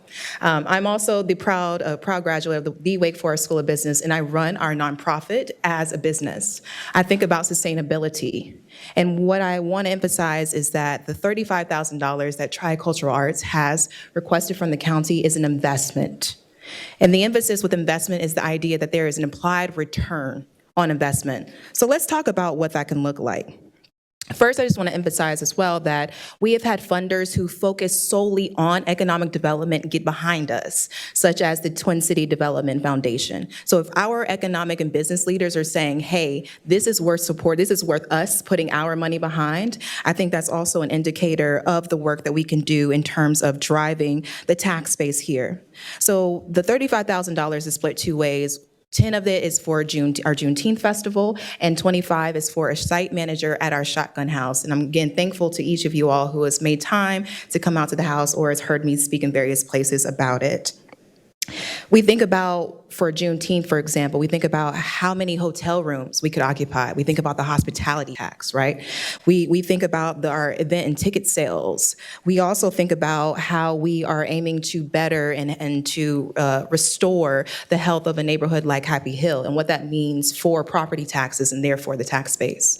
And so we are very much working together. And I say working together in that we as Tricultural Arts are constantly looking for funding in various places. And so we've even found funding to create educational programs that we are more than happy to offer to the school system and in fact to subsidize those offerings to the school system. And the $25,000 for our site manager allows that programming to truly become turnkey. We spent hundreds of thousands of dollars already creating this programming, and with that 25 alone, we can then have somebody dedicated to doing this work on site.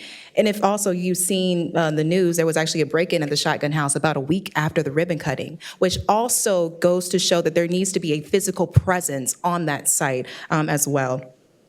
And for Juneteenth, the $10,000, right now the main festival is, of course, downtown, but we are actually working with the town of Kernersville this year, and we're very excited to be partnering with them on their Juneteenth festival. And so as I think about this additional $10,000 for, of course, the next Juneteenth, I think about what does it look like to celebrate in Rural Hall, in Walkertown, in Louisville, in Clemens. I think about those things and how this money could then support that.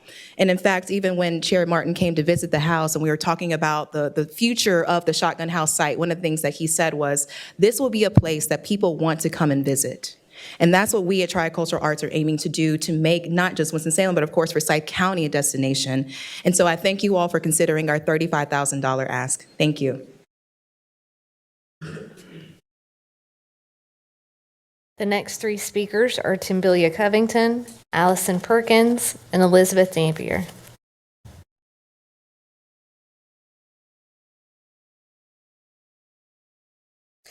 Good evening. I am Timbila Covington, representing Neighbors for Better Neighborhoods. I am the Community Engagement and Impact Director. Our address is 313 Indira Mills Court, Winston-Salem, North Carolina, 27101. As you know, Neighbors for Better Neighborhood is a grassroots nonprofit organization that has been actively working with local residents for over 30 years now. Our mission is connecting people, strengthening voices, and leveraging resources. I am here to ask for your support of our grassroots economic empowerment project. It is a one-year initiative designed to create pathways to workforce development and business ownership with residents in Winston-Salem and Forsyth County, who are often excluded from traditional systems in our community. As we know, there have been major cuts with the SBA funding, which has affected and will affect entrepreneurs that now have faced bigger challenges. And this is why our nonprofit efforts like ours are more essential than ever for our residents. We step in this time to provide training, mentorship, and business support so residents can still access opportunities to grow and to thrive in this community. Local investments in programs like grassroots and economic empowerment ensure that our communities are not just left behind, but that they are supported. This project focuses on people and families of low wealth households through monthly workshops, one-on-one mentorships, listening sessions, and networking events. We will equip up to 20 residents to build viable businesses to create income, jobs, and value right within their own neighborhoods.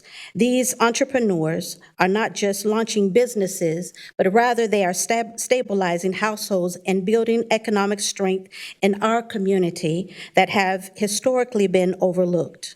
With the support, we hope, with SG Atkins, CDC, Foresight Tech, Makerspace, Greater Winston-Salem, and United Way, we are ready to deliver lasting impact. And so we ask that you would fund our proposal. If not in full, we ask that you would be able to sponsor and support it to the highest level of your budget. Because this, we know, will bring forth some measurable outcomes, not just in businesses launched, but in the lives that are stabilized and in the neighborhoods that are economically uplifted. Thank you again for your attention.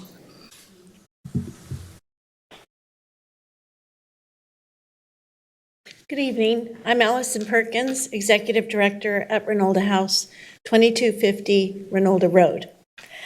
Thank you, Chairman Martin and Commissioners, for the opportunity to speak with you this evening. I appreciate your important consideration of the county's longstanding support of services, the arts, culture, and education in our county. This fall, Renolda House will present Camel City, Tobacco and Transformation, 1875 to 1964, a major exhibition coinciding with the 150th anniversary of the founding of R.J. Reynolds Tobacco Company. The exhibit asks a simple question, and it's an essential one as well. How did tobacco build Winston-Salem, and what is the downstream impact of this company? This is not just a history lesson. It's a mirror held up to our community. The exhibition explores the industrial South, entrepreneurship, labor and race, marketing, and the very idea of the American dream, all through the lens of one company. And why now? Because no generation should live in a city without knowing how it was shaped. This exhibition will elaborate on stories such as the leaf that launched a nation, referencing tobacco and the earliest colony in 1607 in Jamestown. Long before cotton was king, tobacco blazed a trail for commercial agriculture that touches not only this community, but our entire state. In the 1910s, Winston-Salem was considered the fourth largest port of entry in the South, after New Orleans, St. Louis, and Tampa. What do they have that Winston-Salem doesn't? Rivers and coastlines. In the 1920s, 5 out of every 6 Black citizens of Winston-Salem who were employed outside of the home worked at Reynolds. The workers who organized protests and strikes in the 1940s, mostly Black women, became important local leaders of the civil rights era in the 1950s.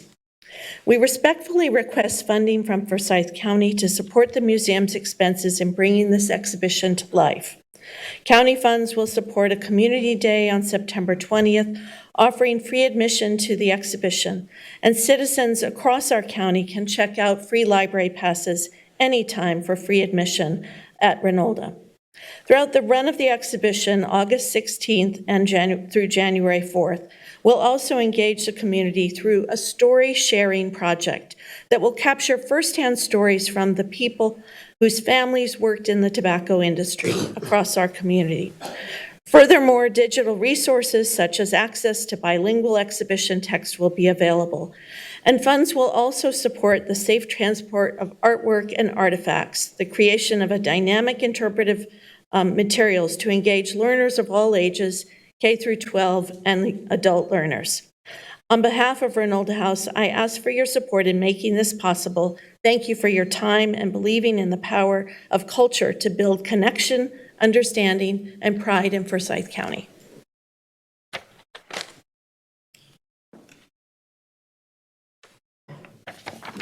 Good evening, Chairman Martin, Commissioners, County Manager Robinson. My name is Elizabeth Dampier. I'm the CEO at Callidium, located at 120 West 3rd Street, Winston-Salem 27101.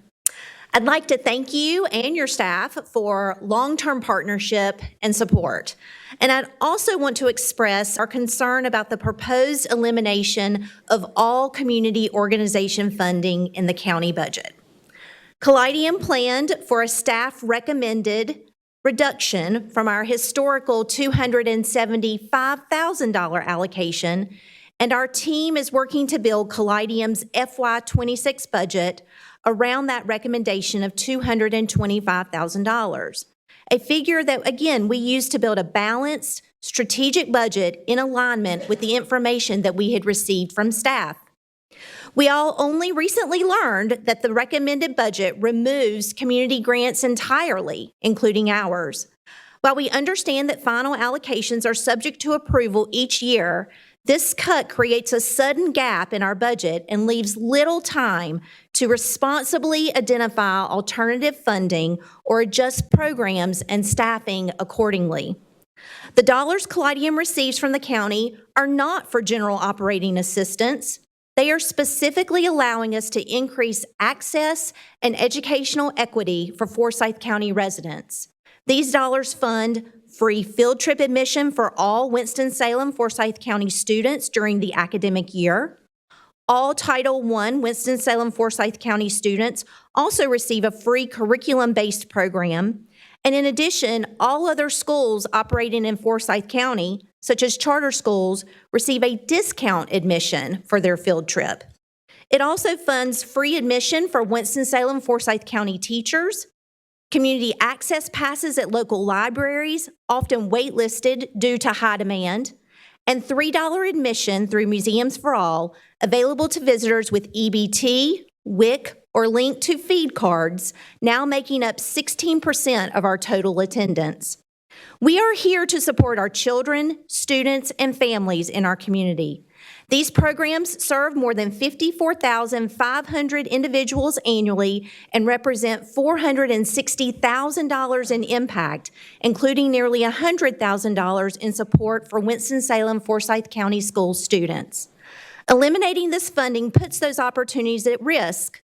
Though the county's allocation represents just 6.5% of our budget, it leverages an outsized return, providing critical educational access for the very children and families Forsyth County has long committed to supporting. We respectfully ask you to reconsider eliminating Callidium's funding, as well as all of the community organization support. Callidium wants to be a partner and do what is best for our community and will share in necessary reductions. However, a complete cut will have far greater consequences for our organization and community. I thank you for your time. The next three speakers are Margaret Collins, Ed Shaw, and Emily Harkins.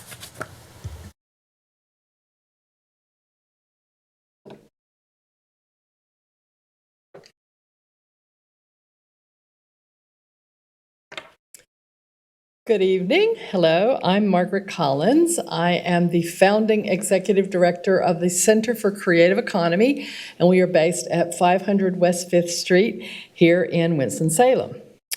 Good evening, Chairman Martin, commissioners, and county manager. Thank you for your time, and thank you for your previous support of the Center for Creative Economy.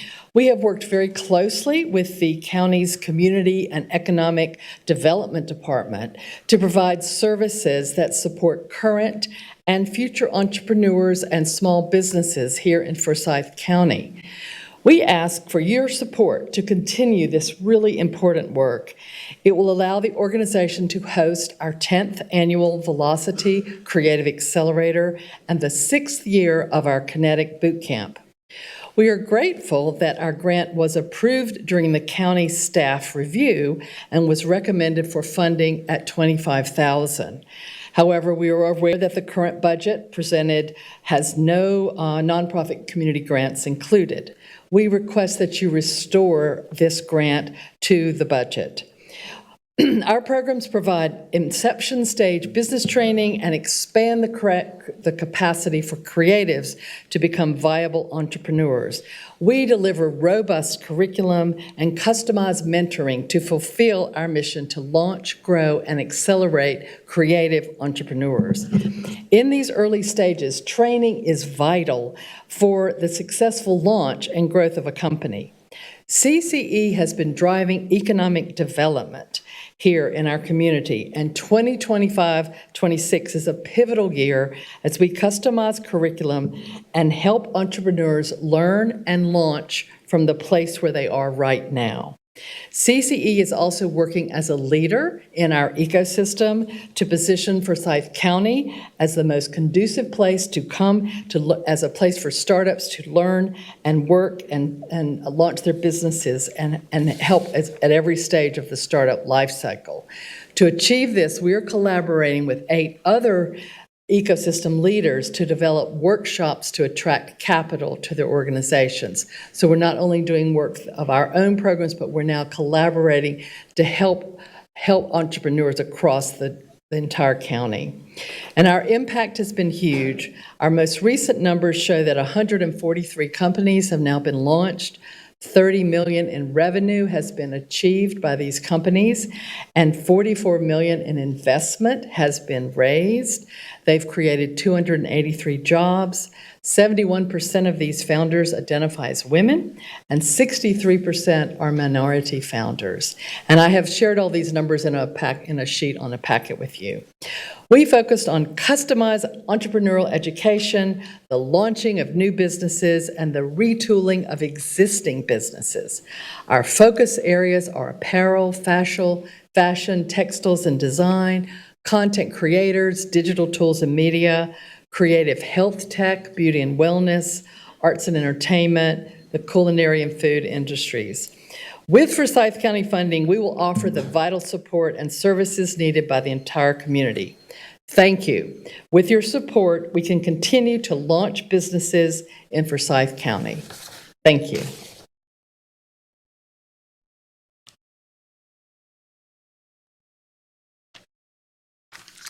Good evening. My name is Ed Shaw. I live at 3638 Sally Kirk Road in Winston-Salem. I am not a CEO of a nonprofit, nor am I asking you for any money. I am a mental health counselor, and I work at New Salem Counseling, the counseling ministry of Calvary Baptist Church here in town. And I see senior adults in my practice. In my job, I see people who have depression, anxiety, grief, loss, many caregivers of people living with dementia, cancer, and other chronic diseases that affect seniors. I provide the therapy, the counseling. Sometimes doctors will add medication. but successfully treating someone with a mental health challenge requires addressing the comorbid issues that occur. You've heard a lot tonight about loneliness and isolation. We are basically created to be in relationship with other people.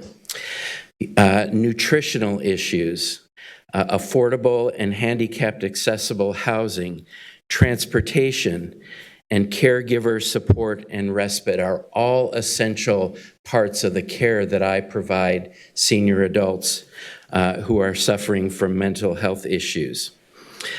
I'm here tonight to advocate for the budgets of senior services in the Shepherd Center.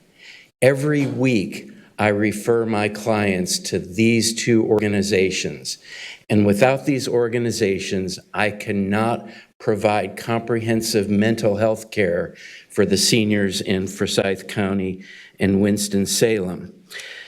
Cutting the budgets for these programs or eliminating the budgets will directly affect the mental health and the wellness of seniors in our county and in our city. Just in the last month, I've referred clients of mine to Meals on Wheels, to the Williams Adult Day Center. That's the program at Senior Services that provides caregiving for people with dementia so that their loved ones, their spouses, their adult children can work. That program was named the best adult day center in the United States of America recently. Cutting that program would have huge impact. The services provided by the Shepherd Center, wheelchair ramps, grab bars, companions for people, rides to the grocery store and to pick up prescriptions, and for doctor's visits are essential for the clients that I serve. So I know you have a hard job. I know it's a stressful job, and I apologize as a mental health counselor for adding to your stress. But I think that these organizations are essential for the growing population of seniors, as you've heard from others in Forsyth County and Winston-Salem. These are the basic needs that our seniors require. Thanks for the opportunity.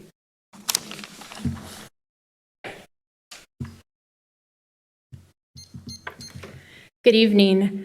My name is Pastor Emily Harkins, and I serve at the Dwelling here in Winston, located at 502 North Broad Street, 27101. The Dwelling is a church community that not only worships alongside our neighbors who are experiencing homelessness, but it responds directly to the urgent life or death needs in our city during the coldest and most dangerous months of the year. Last winter, we sheltered 645 unique individuals between December 1st and the beginning of March. Men, women, and children. People who would have otherwise been sleeping in cars or in tents or on sidewalks. People who otherwise would have frozen. Let me be clear, we are the only organization that provides emergency winter shelter in Forsyth County. When the year-round shelters are filled, we are the only option. No one else is doing this work. Without us, people will die. It is that simple. I am not here asking for charity. We are asking for your partnership in this life-saving effort. We know exactly what it costs to do this well. It's $160,000 from December to February. And we've already secured $74,000 of that in private donations. And we will continue to pursue more.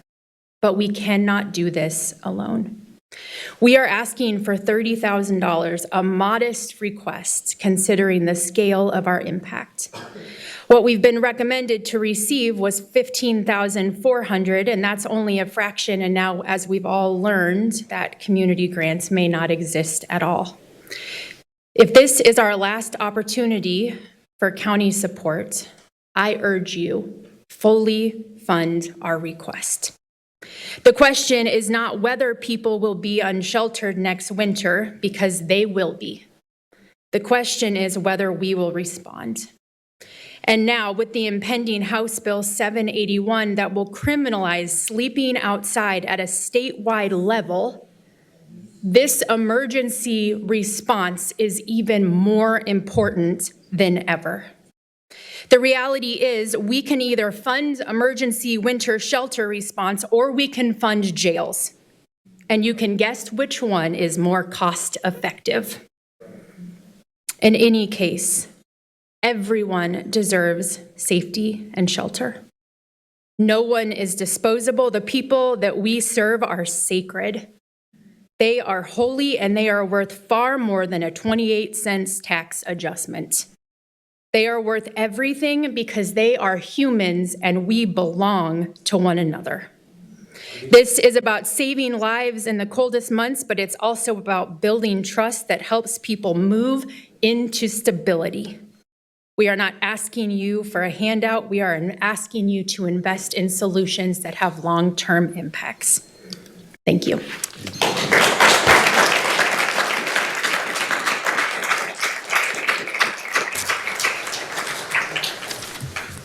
The next three speakers are Iris Sunshine, Kathy Poling, and Jim Gallagher.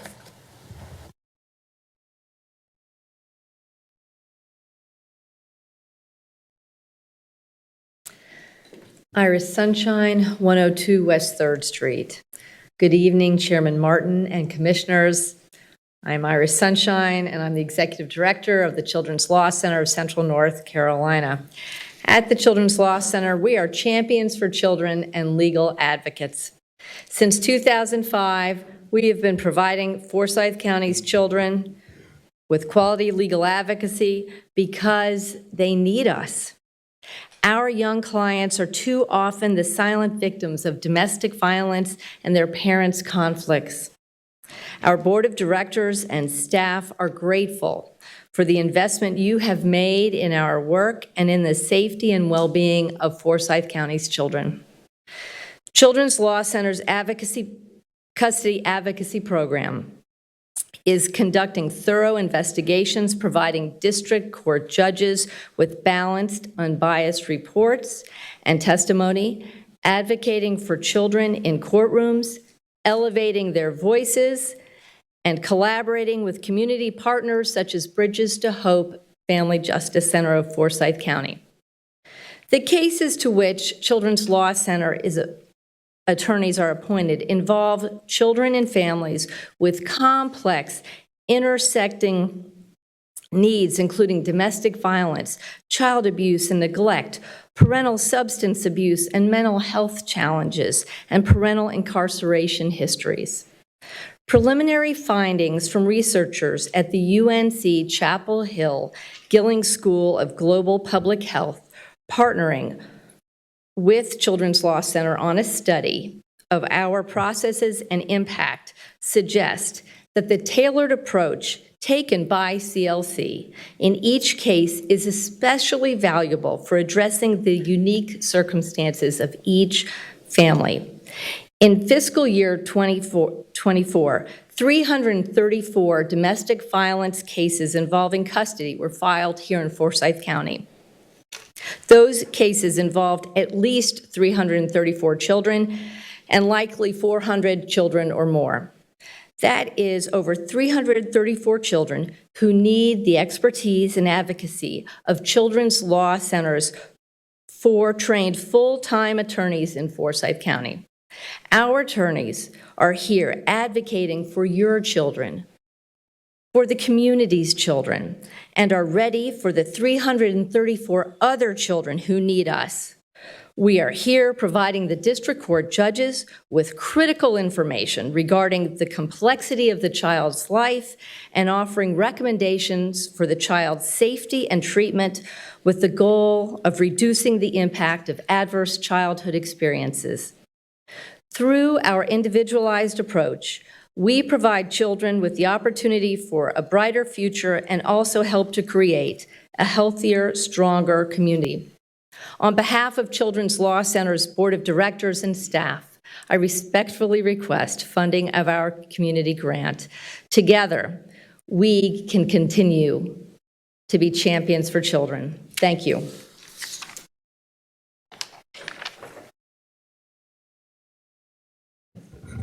Good Good evening, Commissioners. My name is Kathy Paling, 2137 Warwick Road, Winston-Salem. I am a pediatrician, and I am a board member of the Children's Law Center.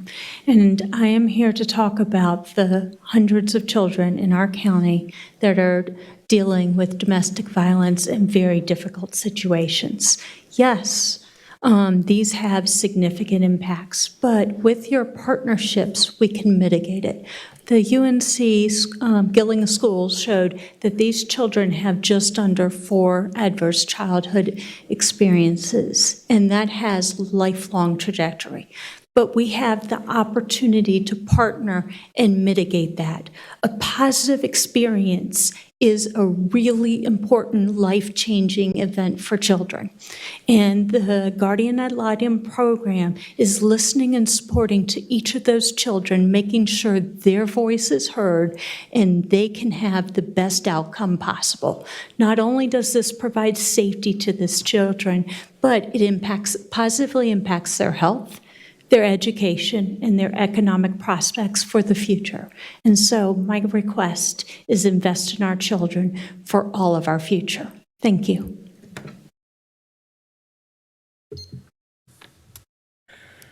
Good evening. I'm Jim Gallagher with the Children's Law Center at 102 West 3rd Street. I recall several years ago when I was chairman of the board of the Children's Law Center, we listened to a recording of a 911 call. We heard a child calling as her parents fought and screamed in the background.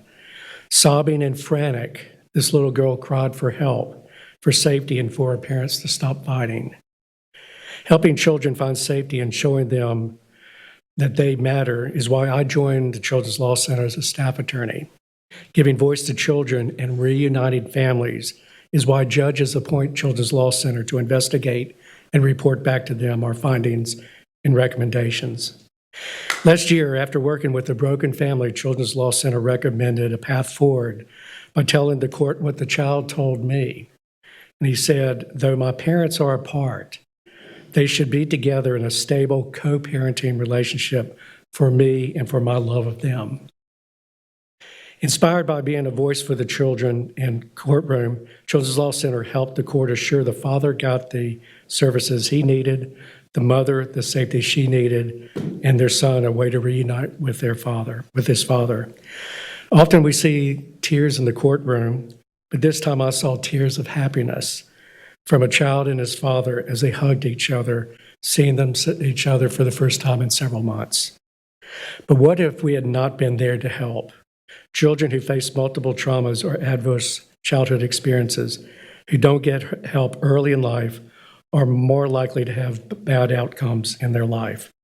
Without help, traumatized children in your neighborhoods are more likely to smoke, drink, do drugs, do poorly in school, and get into trouble with the law, which means they're more likely to end up in jail, which is cost a whole lot more money than to spend a few dollars to help them find positive influences in their lives to mitigate the harm they experience as children.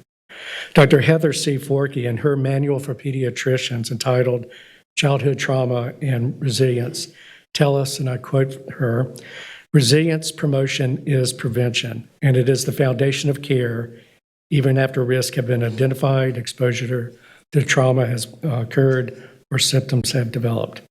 If we can reduce the impact of adversity on children, the cost savings in healthcare alone will be substantial and will be augmented by improved outcomes for children, families, and society.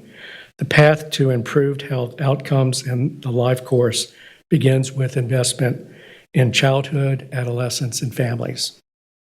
I know folks want their tax dollars to be spent wisely on things that matter. I also believe that 393,000 people in Forsyth County, including fathers, mothers, and children, would say children matter. On behalf of all these families, I urge you to provide funds supporting Children's Law Center, where children matter every single day. Thank you.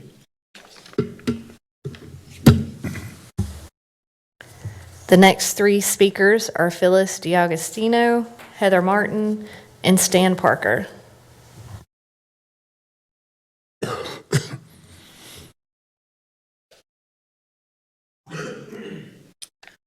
Good evening. My name is Phyllis DiAugustino, and I live at 2414 Elizabeth Avenue, Winston-Salem, 27103. And I thank you for the opportunity to speak to you. I'm humbled by this experience. I'm here representing Postpartum Resource Center of the Triad. It is a totally volunteer organization, and it's our first ask, and it might be the least ask, but everything everybody said can be impacted by what we're asking for. So Child Care Resource Center of the Triad was begun by a group of mothers who are professional therapists and counselors, and they know the reality of parenting. So with their passion and their knowledge and their commitment, they had a vision. And Postpartum Resource Center of the Triad was started during COVID because the needs of parents were even more real then. So our purpose, if you go to our website, says we are focused on improving the mental health well-being of moms, dads, and partners during pregnancy and postpartum. This perinatal period that I'm talking about is 1 year before birth and 2 years postpartum, so it's a 3-year period. And this is a very important time. We do many things to help families, and I'll tell you in a moment what our request is for.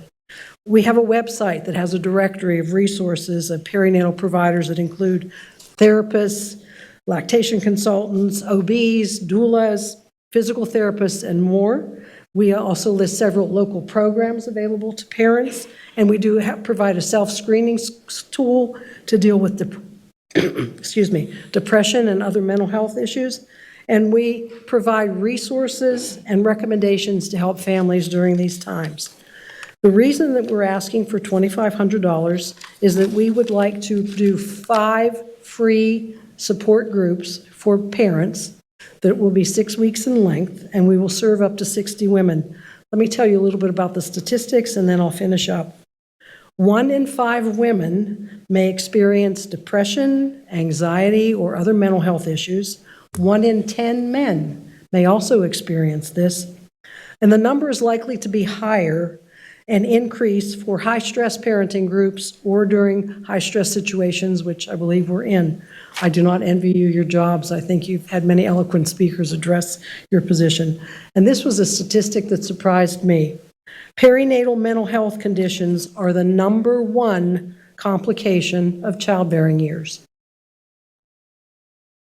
And so those statistics are from the Postpartum Support International website, and they have a phrase that they use that I think is pretty powerful that talks about what these groups would do. They say to the people who use the website, you are not alone, you are not to blame, and with help, you will get better. And so we're asking for $2,500 to serve 60 women, and if it came out of pocket, you would pay $20 to $80 per group session, which is between $7,000 and $28,000 that it would cost families to do this. And so in your packet, you have a list of some phrases from women who've participated in the groups. The money is asked to pay therapists to run the groups. It also includes marketing, educational materials that come out of our budget. We have no staff. It's a totally volunteer group. And so I appreciate the time and the opportunity to speak with you. I'm a grandmother. I've been a therapist in my life. I've been a doula. I teach childbirth classes. I've done the whole 9 yards, even taught parenting some places here. And so this is a prevention program, and I hope you can consider that in your deliberations. Thank you for the opportunity, and have a good evening.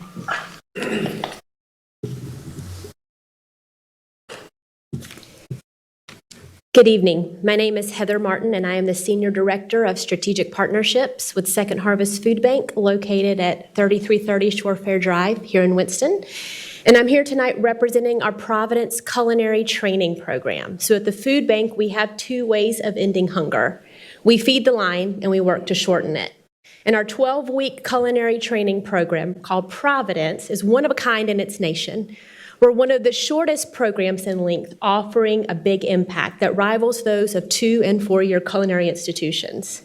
We have nationally recognized chefs on our team, and at the end of the program, our graduates receive not only a certification from Forsyth Tech, but also their Serve Safe certification, as well as a one-of-a-kind American Culinary Federation certification, which makes them highly employable in the workforce. Over 80% of our students graduate and go on to get a job with a living wage.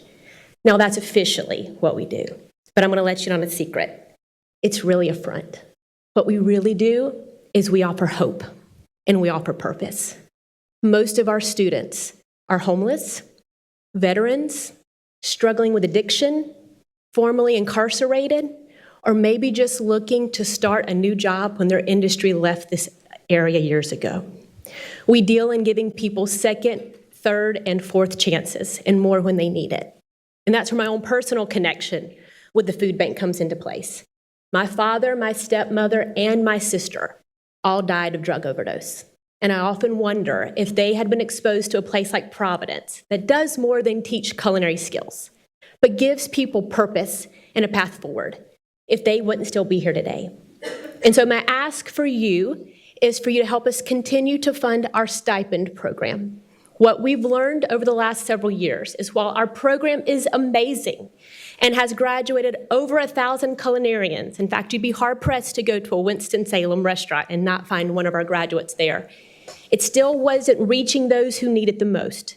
Those who can't afford to take 12 weeks of their life, put it on pause, and come to culinary school. But with a stipend of $150 per week, they can keep their lights turned on. They can afford transportation. They can find childcare for their children, and they can come and complete our program. And so while you're looking at the budget and the black numbers on the white paper, and it can feel so very cold and sterile, I beg you, please don't cut hope out of the budget. Thank you.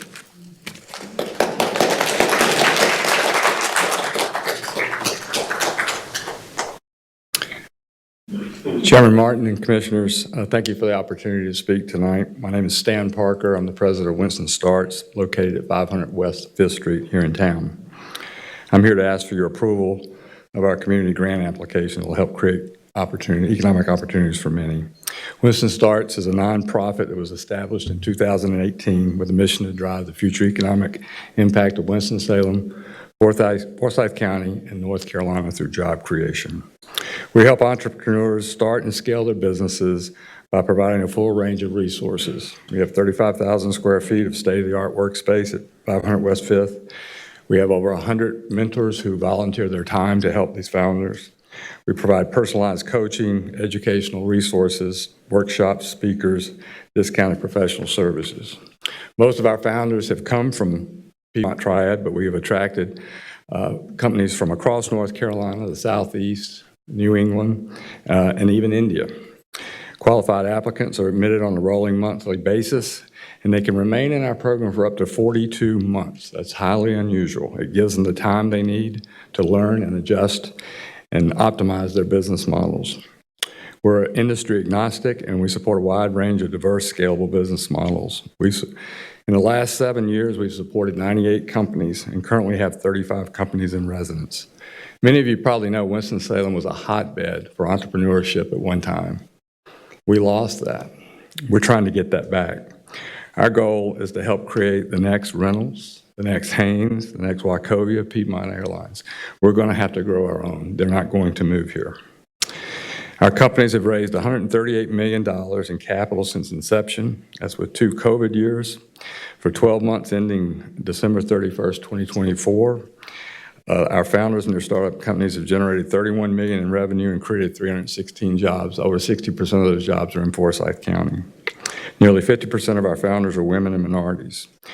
Our grant application packet that I hope you have up there includes letters of support from the City of Winston-Salem, Greater Winston-Salem, Inc., and the Whisper Fund, which is a local early-stage investment fund that has invested nearly $4 million in 11 startups, including 9 that are coming out of Winston Starts.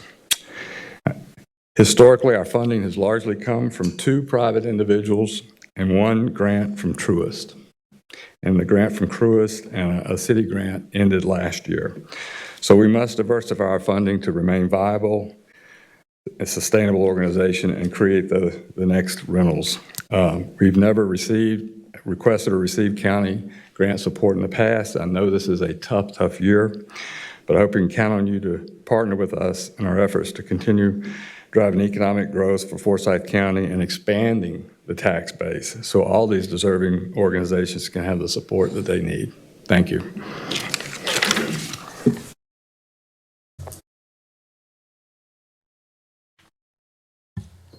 The next speakers are Joy Nelson Thomas, Tanya Oliphant, and Ailey Dell.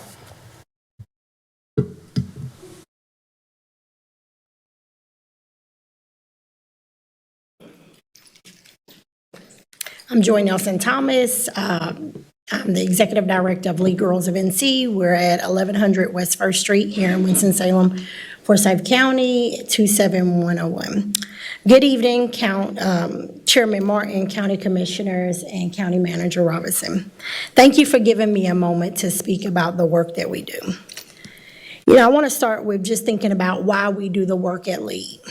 CDC just released data that 3 of 5, 57% of U.S. teen girls felt persistent sad and hopelessness. Double that, or representative of nearly 60% increase of the highest level reported over the past decade.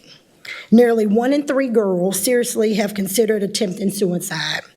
That's up nearly 60% a decade ago. Black girls are 7 times more likely to be suspended from school and 4 times more likely to be arrested on a school campus.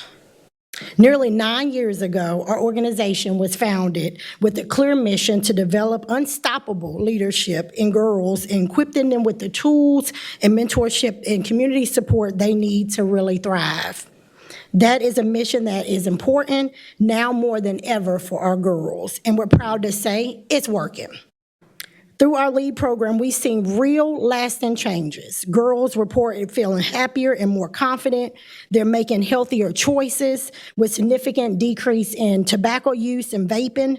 They're stepping into their power, becoming the women and girls that are motivated in school, showing up with empathy and with respect towards others. There's a decrease in bullying behaviors as well. They're not just data that's collected.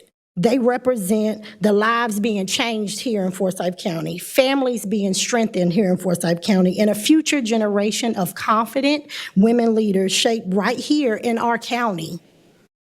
To be continued, we need your support. This is the first time that we have gotten to a place where we are recommended. We hope that you don't cut the budget. We need you to now invest in this work of Lead Girls.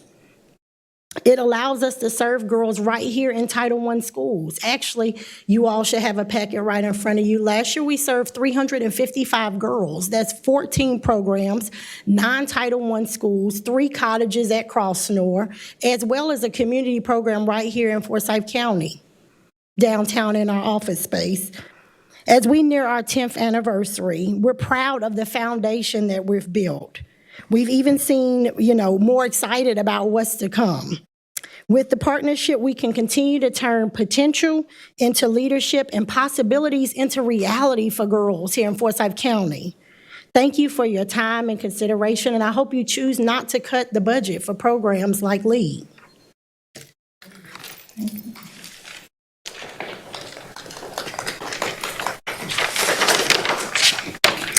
Good evening. My name is Tanya Oliphant. I am here on behalf of Experiment in Self-Reliance, also known as ESR.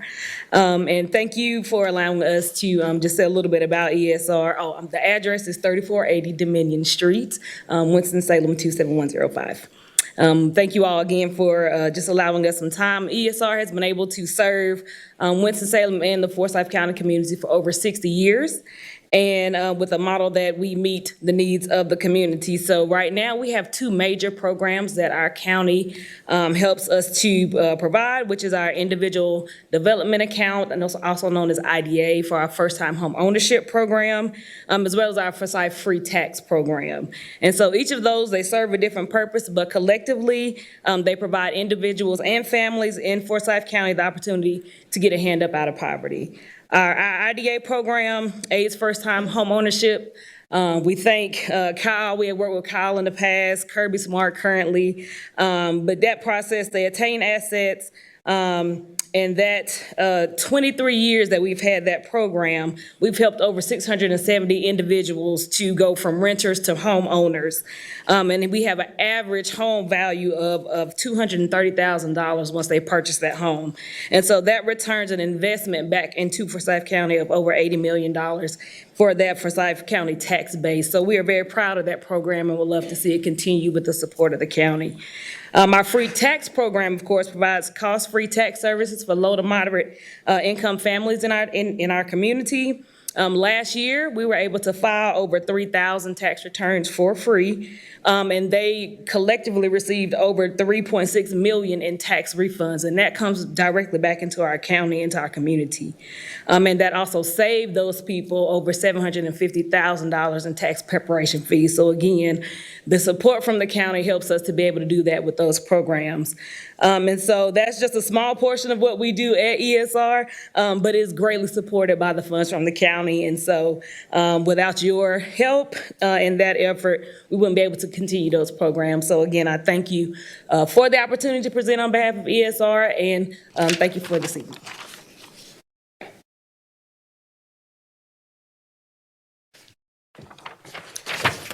I'm speaking on behalf of Exploration Day. My name is Ailey Dell. I'm representing Winston-Salem State University. The motto of Winston-Salem State University is enter to learn, depart to serve. The goal for Exploration Day is to do both of those, to have students enter college to learn a lucrative trade and depart to serve the community in a healthcare team. Good evening. Thank you. For considering Healthcare Exploration Day. It is 3 one-day events, though it is scalable. Each of those has up to 80 high school students. It is fun, it is engaging, it is interactive, it is a great experience. People come away absolutely enthused. Exploration Day demonstrates that earning a degree is an option for students who have not previously considered college as part of their future, or they don't know how to make it happen. They may be the first generation to go to college. They're very likely worried about the expense or not think it's worth the investment. They may just not know how to make it happen. They may not think that they are college material or be able to picture themselves on campus. And this program addresses all of that. It is a win-win-win. Our first win is teaching underserved teens that college can be enjoyable, it can be achievable, it can lead to in-demand jobs that are very lucrative for them. During the college preparation seminar, we share tools that are not specific to any particular college for finding financial aid, preparing applications, and other tools that help make that transition successful. Wherever they graduate from, more Forsyth County citizens in higher paying jobs is a win for our community. Our second win is that students leave the campus really excited about education. We use cool tech to measure physical acumen, which is equally important for elite athletes as it is for mobility patients. They leverage 3D printers to print individualized mobility aids, custom orthotics like I'm wearing today. They utilize VR headsets and responsive AI-driven interactive mannequins to replicate what a clinical situation is. Enthusiastic students spreading the word about innovative education at WSSU is a win. And our third win is financial. The current cost to recruit a single new nurse is $30,000 to $50,000. All of the healthcare jobs I'm going to mention are currently understaffed, and the projections are only going to get worse as our population ages. If even one of the 200 plus students that we touch becomes a local nurse, nurse practitioner, therapist, clinician, social worker, occupational therapist, all understaffed fields, this program will have paid dividends for this community. We are asking for a support at $32,000 and compare that to the $30,000 to $50,000 for a single nurse. We have a very successful track record of producing engaging programming, reaching students largely outside the scope of traditional recruiting. Young, under-resourced people don't have much voice in the community, but they are part of Forsyth County too. Thank you for seeing the benefits of helping them reach their potential. Any questions? Thank you. The next three speakers are Jackie Alexander, Chris. Can I stop you? I just got a note that kind of need to take a break. Let's see if we can take about literally 10 minutes and see if we can convene back in 10 minutes. I'll set my timer for 10 minutes. Thank you.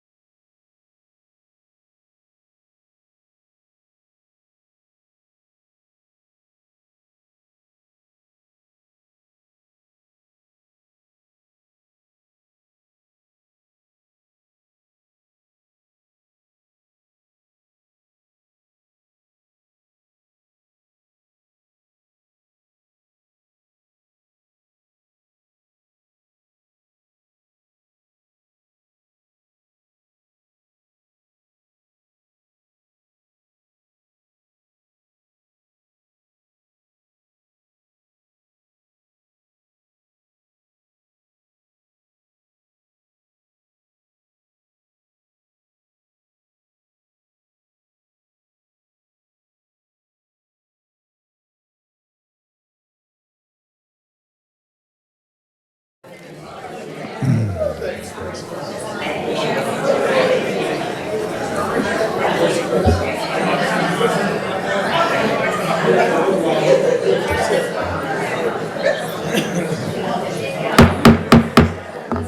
go ahead and see if we can find our seats. Our 10 minutes has expired, and we'll see if we can find our other two commissioners and get back.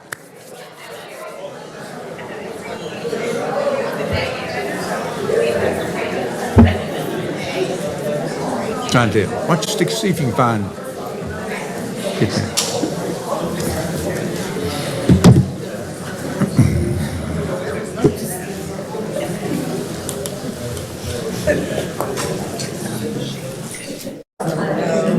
And you can, Greg, maybe you could, Madam Clerk, you could call our next three and we'll be ready.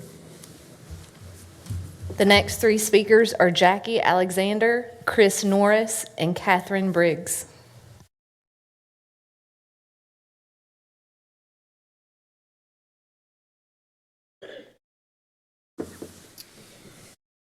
Good evening. Jackie Alexander, the producing artistic director of the North Carolina Black Repertory Company, NC Black Rep, which is located at 419 North Spruce Street, Winston-Salem 27101. NC Black Rep produces the International Black Theater Festival, which was founded in 1989 by Larry Leon Hamlin. I'd like to start the evening by thanking the board for your continued support over the past couple of years, and the additional ARPA funding provided in 2023 and 2024, which helped us strengthen our infrastructure. Next, I'd like to share a snapshot of the results of that support. Data calculated by Visit Winston-Salem shows that the 2024 International Black Theater Festival generated a total economic impact of $14.3 million. Supporting 1,954 jobs, generating $583,000 in local tax revenue, with attendees spending nearly $9 million at local businesses during the festival. All of those numbers are significant increases from the 2022 festival, a year coming out of COVID, which saw the festival responsible for 5,700 hotel room nights. I believe these numbers show the arts to be much more than an evening out on the town. Equally as important, the International Black Theater Festival attracts a global spotlight that is an invaluable marketing tool not only to the city of Winston-Salem and Forsyth County, but the entire state of North Carolina.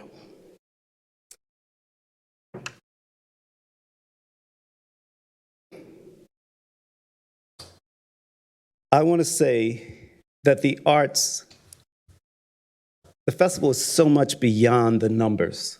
It means so much to the community. I urge you to continue your support of the festival, and I assure you, we have only scratched the surface of what the International Black Theater Festival, the impact it can have on the city, the county, and the state. Thank you. Thank you.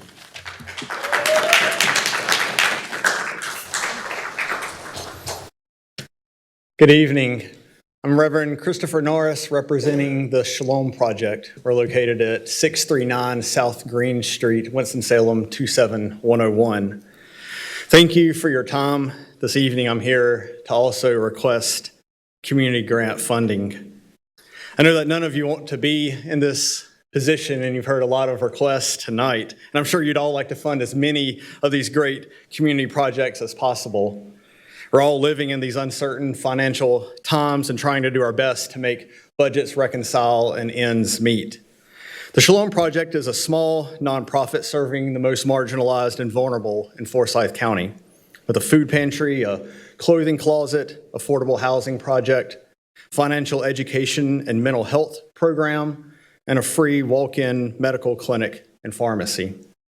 Thanks in part to your generous funding over the last 2 years, we serve thousands of people every year, those without housing, immigrant families, those without insurance, teenage mothers, among other vulnerable groups, all for no charge. We provide direct service as well as programs designed to make a deeper and more systemic impact on those struggling with poverty. Our Flourish program last year provided over 200 hours of free licensed bilingual therapy for low-income women who said that mental health issues were their key barrier to achieving financial security. And our medical clinic saved our hospitals over $3 million in emergency room visits by uninsured individuals. If unpaid, this debt would fall to the community at large. Mentally and physically healthy individuals and families mean that our community thrives. But like the many other speakers tonight, I also represent all these small nonprofits needing funding, like my colleagues at Lead Girls and ESR and Neighbors for Better Neighborhoods, trying to do as much good as we can in the community during these lean times. Small nonprofits like Shalom rely on funding sources like you to sustain and expand our work to make a difference in the lives of Forsyth residents. I was just at the Winston-Salem Foundation meeting last week discussing the well-known statistic that Forsyth ranks in the bottom 5% nationally in economic mobility. And at that meeting, Professor Chetty explained that the best ways to combat financial immobility are through community-based programs like ours. Every day, we do our best to help our community thrive, but I don't think we can do it without support like your county community grants. I don't presume to know how you can make adjustments to the budget in order to fund all of these important programs, but I request and I hope and trust that you'll also do your best to try and find a way. Thank you.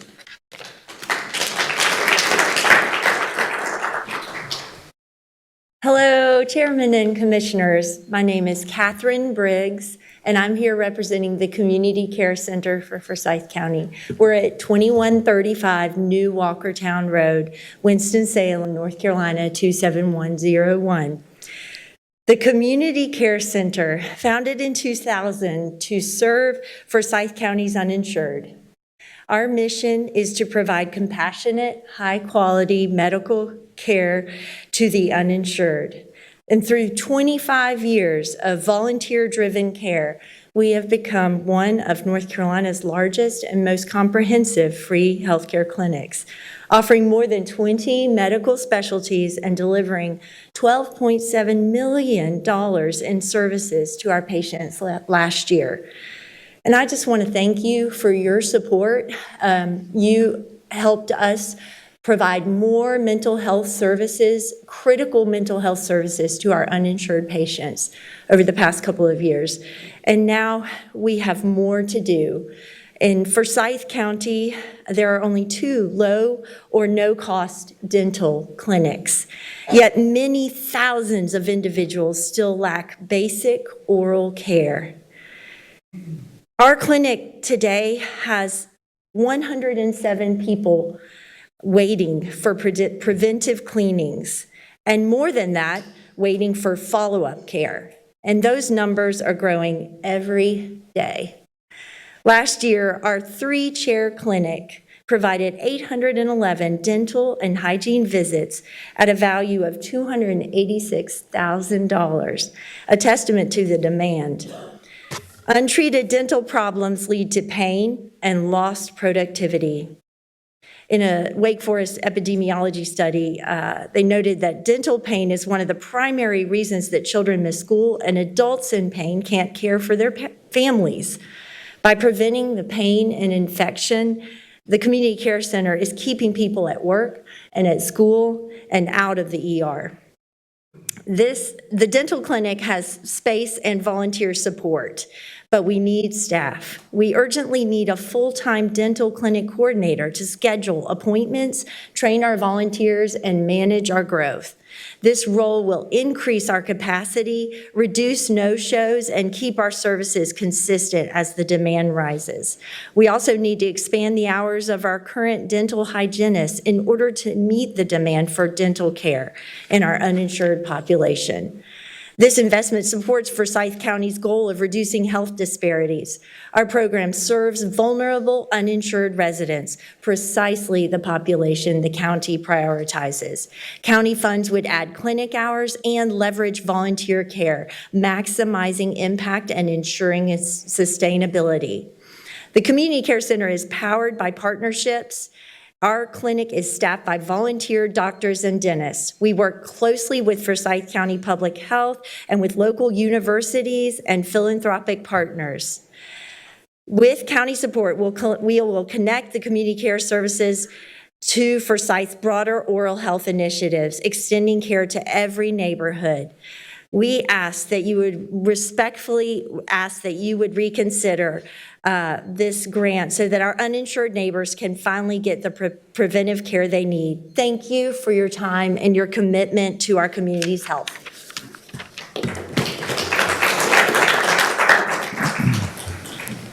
The next three speakers are Mona Lovett, Amy Lawing, and Maria Wood.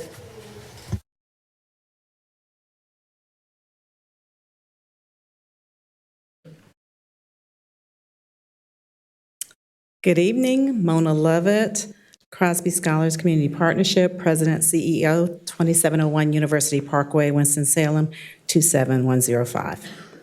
So good evening, Chairman Martin and Commissioners. First of all, I want to thank you for your support, and I actually sitting here in the audience have been very proud of the compassion and care of our community, so I think we can all be proud of that. Just wanted to share a little bit about Crosby Scholars. Many of you know about us, but we thank you for your past support, and we just want to share a little bit about how your dollars have impacted our students and our community. First of all, we have a 100% high school graduation rate for our seniors. We want to make sure that all of our students go through the program and that they are ready to go on to college and career. We serve over 10,000 students in grades 6 through 12 as well as college. And this year, we're graduating 906 students who are attending 113 different colleges, 8 areas of military service, and 13 are entering apprenticeships and the workforce. We have graduates from every public school in Forsyth County. We're excited to say this year that we have 4 of the 5 Moorhead Kane Scholarship recipients, 2 Park Scholars for NC State, 1 Cheatham Whitehead Scholar from North Carolina A&T State University, a Gates Millennial Scholar, and 3 National Merit Scholarship winners. Your dollars helped us in the past because as we surveyed our juniors, 96% of them said, we are so thankful to have the one-on-one advising starting in the junior year. And that was a signature program for many years for seniors. But being able to use those dollars, we were able to provide that support in the junior year. And our students are very thankful and appreciative of that. We have been officially recognized by CFNC as a financial aid champion.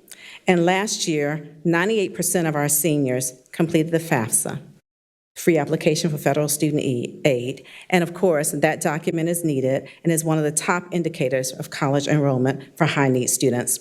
We participate in the National Student Clearinghouse, and their data shows that our Crosby Scholars, when compared to peer demographic groups, persist at a rate and graduate at a rate that's at least 20% higher than their demographic peer group.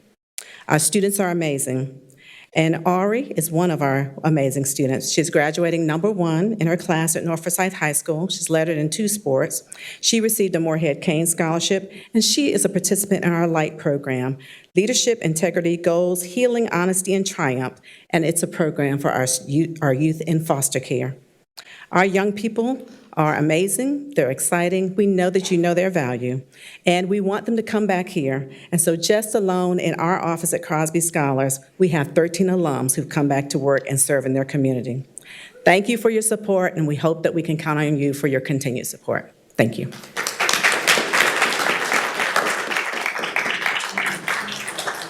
Hi, good evening. I'm probably going to be the least effective and eloquent of all the speakers tonight. It's been quite a pleasure and humbling experience to hear how many you guys have in need of your budget allotments. I'm not here tonight to ask for additional money for animal services. However, I do think that that issue needs to be addressed again in terms of oversight, accountability to the budget, and some actions that can be taken that I believe are more than actionable and should have already been reenacted. And one of those is the annual registration. Animals are property. We pay registration for cars and everything else in our community. There's no reason the responsible dog owner would have an issue with an annual registration and payment of a fee. And that can help cover some of the extra needs and budget that is facing that community. On March the 29th of this year, I was attacked by a vicious guard dog while I was getting my car inspected in an auto dealership on Martin Luther King. It was a very frightening experience. I've worked with all breeds of dogs, done fostering, rescue, and in fact, I adopted from the shelter into 2020. I've never been bitten. I've never been attacked. I was very lucky to just have been bit once. I don't think that if it was another person, I'm no dog whisperer, but I think if it had been a child or somebody that reacted by yelling or running or screaming, it could have been much worse. I would not be here today, though, if the dog had been vaccinated. The dog was not vaccinated, was used by the owner of that lot, of that auto dealership, as a guard dog. Lucky for me, he was the only one that had broken loose from the tether. Animal Services that responded did not issue a single citation to the owner, not for harboring or not sheltering or securing a vicious guard dog, not for an unvaccinated dog. I had to begin rabies series treatment and just completed that, and it was not a fun process. Those without insurance would pay out of pocket over $12,000. It should be a mandate that we uphold the laws that are in place, the few that we have that can be upheld in regards to animal rights and services, and that would certainly be citing an owner for harboring an unvaccinated dog being used as a guard dog. I hope that, it doesn't happen to anybody else. I'm not unique. I've talked to others in the community that have had the same experience, and also no citations were issued. Thank you for your time tonight, and thank you for all that you guys are doing, and thank you for your Facebook post, because that's what got me here tonight.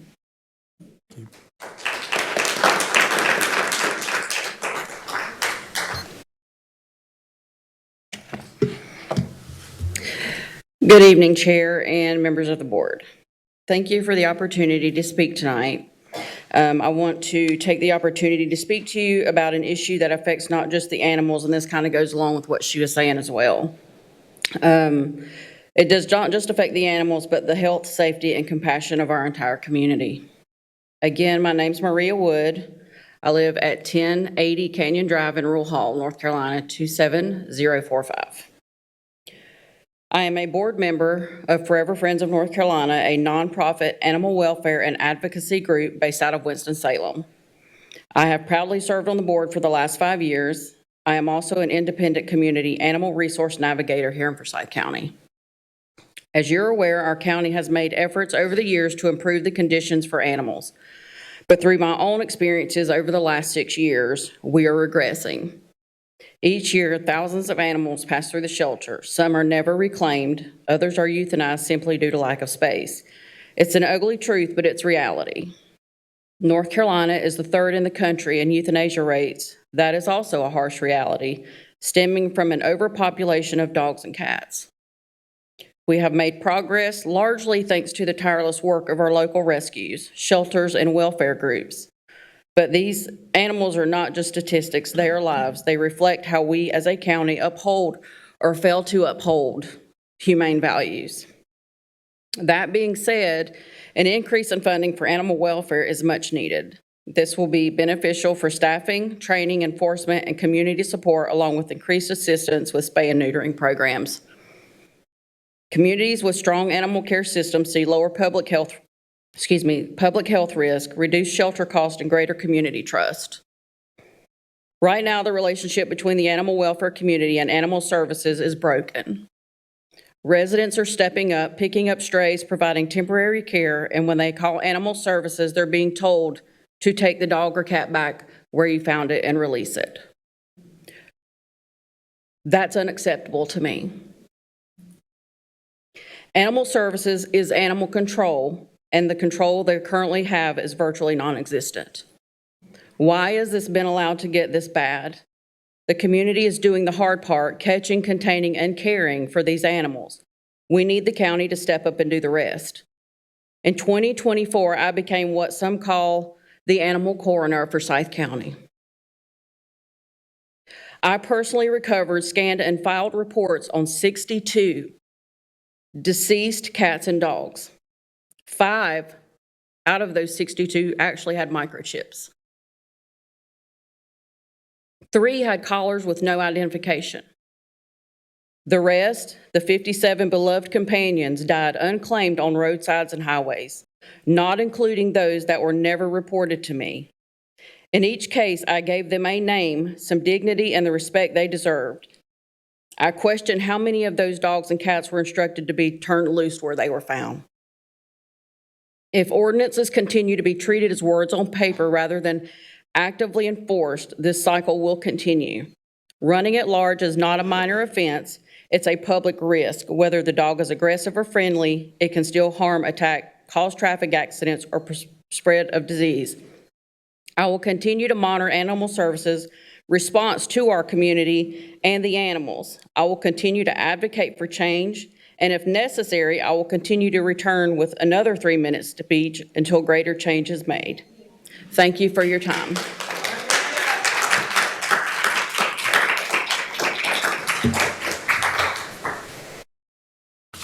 The next 3 speakers are Dr. S.D. Patterson, Courtney Jones, and Stuart Egan.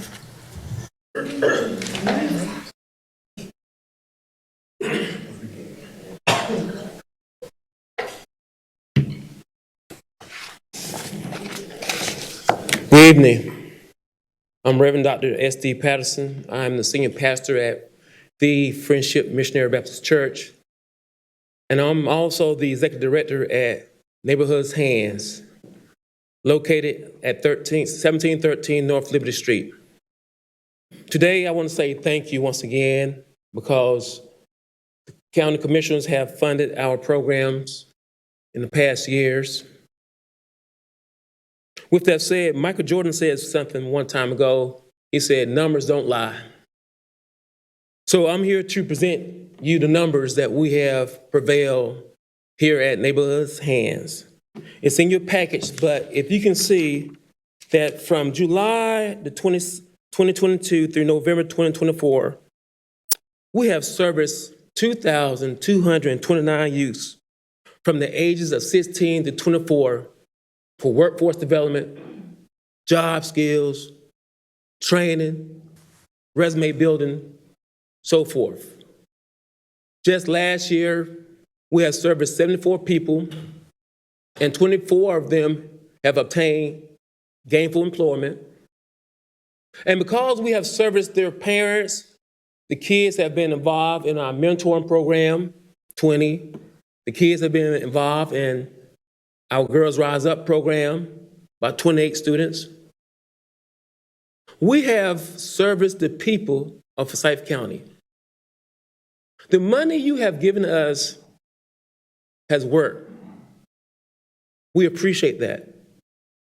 Also, in your package, you will see that we serve and deliver over 15,000 pounds of food every month. Not once a month, but every month. We service over 850 families, not individuals, but families. But see, we cannot do this without you. Numbers don't lie. So we thank you for this opportunity. But as we continue, please reconsider not only my nonprofit, but all of the nonprofits. We all serve numbers. We all play a part in this county we call Forsyth County. Each nonprofit is needed because without the nonprofits, the people would suffer. But today, I encourage you, I implore you to consider making arrangements for each and every nonprofit to receive something. Maybe not all their grants, but something. Because something can go a long way. But it's up to you, my fellow county commissioners. I pray and I believe you will make the right decision for not just Neighborhood's Hands, but all of us who have stood before you and petitioned for some money. God bless you. Thank you. Good evening. Courtney Jones. I am here with Big Brothers Big Sisters, 200 South Marshall Street, 27101. First, I'd like to say thank you to the commissioners for all that you do for our county. I also want to say thank you for the opportunity to have a few moments to speak with you on behalf of our agency. I am honored to serve as the 4th president and CEO of Big Brothers Big Sisters. I'm here with our board chair, Lee Bagley, and we are here to just ask for your consideration for our proposal. We have been in this county, in this community since 1977, so 48 years that we've been bringing together caring adults as big brothers, big sisters, with youth in our community as little brothers, little sisters in a mentoring relationship. That mentoring relationship embodies our mission, which is to create and support one-to-one relationships that ignite and support, that ignite the power and potential of our youth. Those mentoring relationships provide not just the bigs but also the littles, both the big and the little, with experiential learning opportunities to grow the social and emotional parts of themselves. What we are asking is for you to fund our proposal that will allow us to bring our mentoring program into our school system. So we currently have a partnership with Winston-Salem Forsyth County Schools. In 2024, we had 310 youth served through matches. That was inclusive of both community-based matching and school-based matching.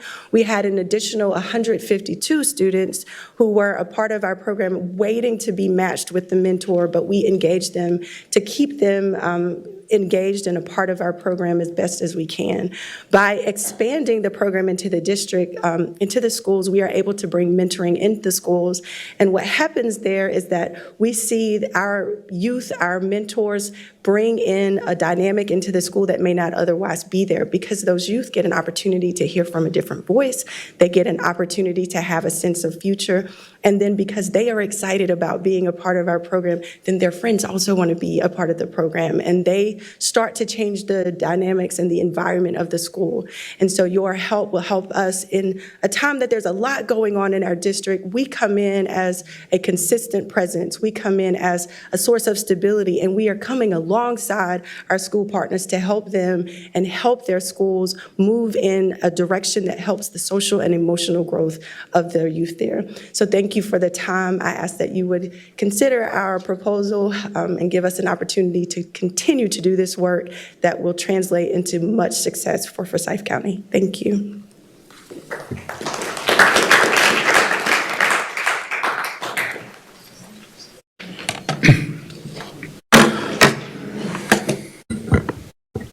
Stuart Egan, 824 Chester Road, Winston-Salem, 27104. I'm also a public high school teacher at West Forsyth High School. I've been 27 years in the profession. I'm also a parent of a special needs child who is thriving at Mount Tabor High School with his EC assistants. I'm also the parent of a child who just graduated from NC State University and graduated from one of our public schools, who is doing great things. I'm also a proud member of FCA. We all know about the public school budget shortfall that will force an additional $13 million in cuts over the next 14 months in Winston-Salem Forsyth County Schools. And there is not a teacher, bus driver, assistant, or any other public school employee in this room or any schools who's responsible for that. What we are responsible for is doing the direct work of educating, coaching, feeding, transporting, protecting, and nurturing our students. When we say that we are already stretched thin in our schools in a state that has yet to honor the Leandro decision, we are not just stating the obvious, we are repeating ourselves to people who should already know. Just yesterday, the Winston-Salem Journal published an article in its business section concerning the gap in pay between executives and its employees. $45 million in total compensation for the top 3 executives in Forsyth County last year. Dang. The sum of that total compensation of the top 3 executives in this county would more than make up for the huge budget deficit in Winston-Salem Forsyth County Schools 3 times over, and leave plenty of change for every other nonprofit who's come to ask you for help today. Let's also remember we're living in a state that is literally trying to wipe out corporate taxes. And just think of the amount of money that we have lost in this county to unregulated vouchers that can now be used by any family with any income level. It's rather hypocritical that the person who called for an investigation for Winston-Salem Forsyth County School System and posted about it on social media is someone who voted for the voucher system that is the most non-transparent in the nation. The one that has funneled $45 million over the last decade in Forsyth County alone to mostly religious schools. Almost $20 million of that just this school year. That could more than pay for next year's deficit. I wonder if that same representative is willing to call for a public investigation of the voucher system.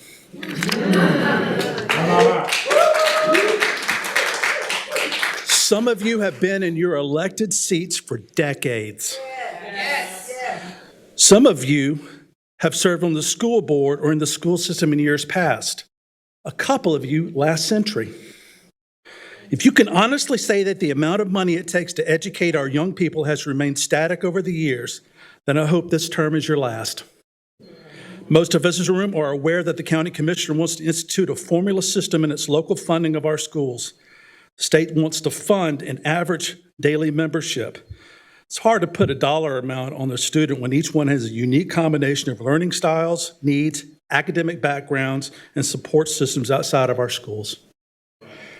Since you were the superintendent, and I'm going to keep on going. So, Stuart, The percentage you of passed your students time. served through our EC departments has increased by 13%. The number of students enrolled in multilingual learner services has increased by 50, and the percentage of students in our schools who are economically disadvantaged has risen from 56.5 to 78.5. You need to help us out.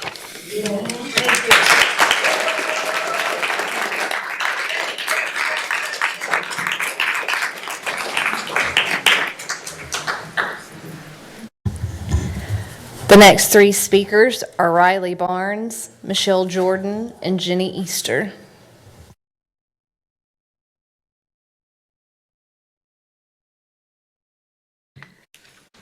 Good evening. My name is Riley Barnes. I'm at 1508 Jarvis Street, and I am a third grade teacher at Kimmel Farm Elementary School.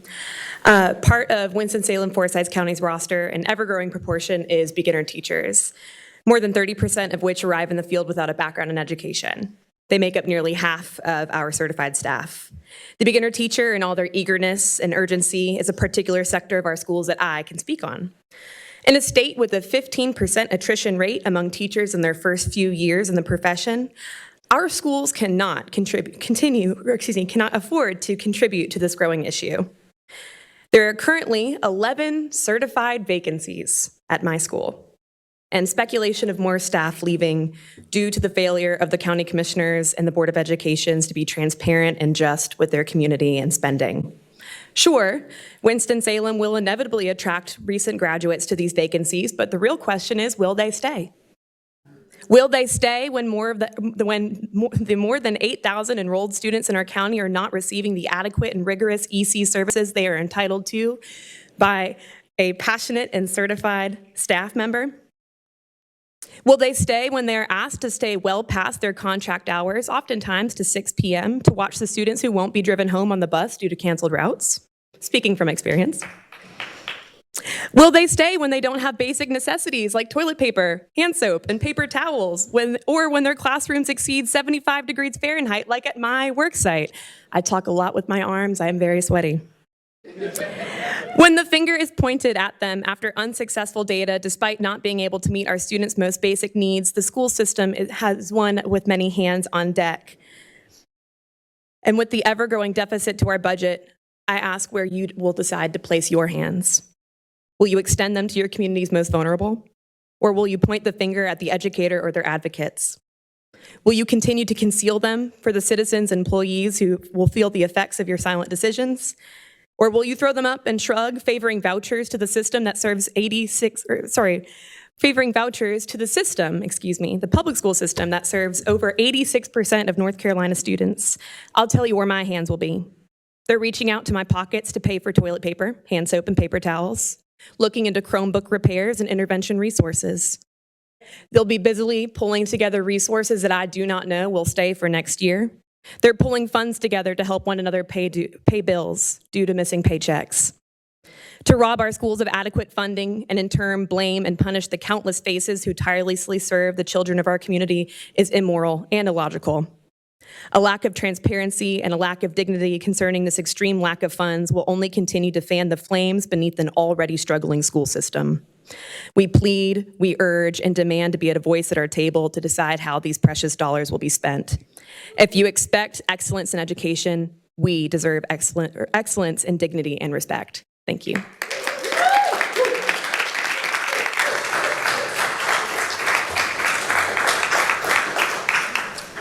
Hello, my name is Michelle Jordan. I live at 6032 Stone Bluff Drive in Clemmons, North Carolina. I know some of you guys have seen me here before. I've talked to some of you guys in meetings about what's going on with our school system. What you guys don't know is that this is my last year of teaching. I have officially retired. Wow, yeah. So saying that out loud is really hard to say. This is not how I wanted to end my career. This is not what I thought I would be doing when I went into college in the early 90s. It's not where I expected to be at 51, but here we are. And it's because I physically and emotionally and my family cannot sustain it anymore. I cannot afford to sustain my family on what we're making. And I'm a teacher that's been teaching in this county for 20 years, educator for 30. Right? Moved down here in 1999, and it took me 10 years of living here in North Carolina to make what I was making in Ohio. 10 years, okay? So here we are, and I'm listening to all of these nonprofits come up and beg for money, and it just blows my mind that we have the answer, right? Like, there is money there to be found in our county, and everybody is asking for you guys to, thanking you, and I'm like, but we have the money there. We don't have to go to net neutrality. And I know that you guys don't want to sit there and talk about raising taxes because that's such a scary thing as a politician to have the constituents hear that, but we're not talking about a ton of money. But if we left the tax revenue where it is right now, we would have $117 million extra brought into this county. And every single thing that our school system needed, every single thing that these nonprofits needed would be able to be funded by our taxes. Now, you don't have to drop it the 20 whatever cents down to make it net neutral, but look at doing something because we are begging for it. We had, people in our county, I don't know how many people here know that in 2015, a Harvard study was put out that out of the entire country, not state, country, Forsyth County, North Carolina was the third lowest from the entire country for you being able to be upwardly mobile if you were born into poverty or middle class in Forsyth County. They came back last week to speak at the Winston-Salem Foundation to talk about how things have changed. And they talked about one of the biggest things to do is to have a fully funded education system. How are we doing that when all we're talking about is cuts? And we're sitting here and we're talking about ADMs like that we're overstaffed. We are not overstaffed. We are not over budgeted. We are drowning. We are dying. Our students are not getting what they need. Our teachers are not getting what they need. Our bus drivers aren't.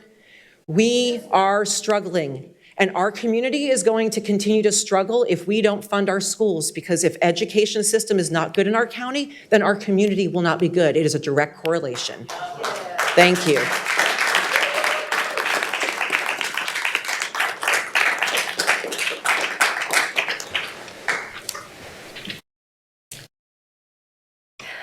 Jenny Easter, 5120 Paramount Road, Pofftown, North Carolina, 27040. Good evening, Commissioners. As you know, my name is Jenny Easter, and I serve as the president of the Forsyth County Association of Educators, our public school staff union. I'm here tonight along with my fellow workers because, as you also know, our school system is in a crisis. And not only is Winston-Salem Forsyth County Schools facing a shortfall for this year, but we will be going into the 2025-26 school year with a $13 million deficit. While one of our board members is here to support us, we know that they are not coming to ask you for it. So we will fight for what we deserve. If that gap isn't filled, we'll lose another 200 essential staff positions on top of the over 200 positions we're already losing due to budget cuts and an ever-shrinking state allotment. Even before we knew how deep this financial crisis went, our union members, our public school staff, had already identified critical priorities needed for next year's budget. We called specifically for additional school counselors to expand restorative justice practices to better address student behavior and needs with the proper support, and called for new EC case manager positions to help meet the needs of our students with disabilities. But those priorities have now been pushed off the table, replaced by the looming threat of even more cuts and more losses. And to be clear, because I hear it all the time, we understand the shortfall is not technically your fiduciary responsibility. However, our students and our staff are still your Forsyth County citizens. These are your neighbors, your voters, and your future workforce. And when other levels of government fail to act, your local leadership must step in. And tonight, we are asking you to do just that. Invest in the shortfall for this year and the additional $13 million needed for the next year to stop further cuts and stabilize our schools. Because I'm telling you right now, $180 million from a formula is not cutting it. And we can't stay stagnant on that for 3 years just to see if it works. I'll finish this by saying, in response to a comment made to the media, made about FCA's presence and continuous fight for more funding in this whole budget process, that the haggling every year has not been productive, is very frustrating and gaslighting at its finest. Our advocacy and work was very productive last year with you guys, and it had you all consciously working together to fund the specific needs we needed. But even more so, I'd like to point out that it is literally the union's job in any workforce to fight for better pay and resources for workers to do their job. And what's actually unproductive is making such statements, especially about our union of workers, pretending that those numbers don't justify a fight to advocate for those numbers, because those numbers decide whether a student gets a counselor, a bus arrives on time, or a teacher stays in the profession. We're not asking for luxuries. We're demanding the minimum it takes to keep our schools running and our people respected. Thank you.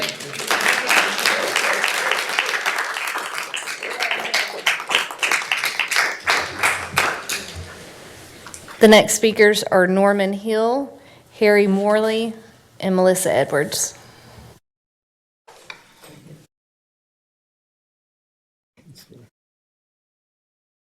Wait a minute. Hello, I'm Norman Hill, Ralph Norman Hill. I reside at 152 Green Valley Road, 27106. I'm not here to ask for money. I'm here as a taxpayer in Forsyth County, as somebody who was born in Baptist Hospital in 1962 and grew up, went through the Winston-Salem Forsyth County school system, graduated, and had a career in IT, a career in public service at UNCG, a career as an instructor at Forsyth Tech. I come from a family of educators.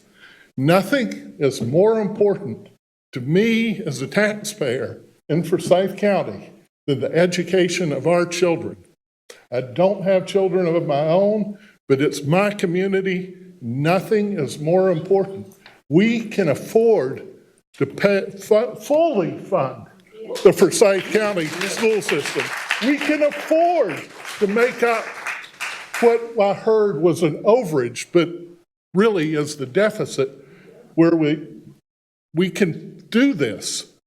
I don't care if I spend a few more dollars of tax. I don't like to pay taxes, but this is worth it. This is something that I think that we can do, and we should do it. Support our teachers. We cannot afford to lose our experienced, quality teachers. Nothing compensates for experience in the classroom. Nothing. So, I mean, you get a first-year teacher, they're ready, they're eager, they've learned pedagogy in school, they've learned child psychology, but then when they're in the classroom and faced with the day-to-day interactions with students, that's what makes the difference. That's what made a difference in my life. One of my favorite teachers was Robert Anderson at Moore School when I was in 5th and 6th grade, and still makes an impact. So please fund our schools, fund them completely. Thank you.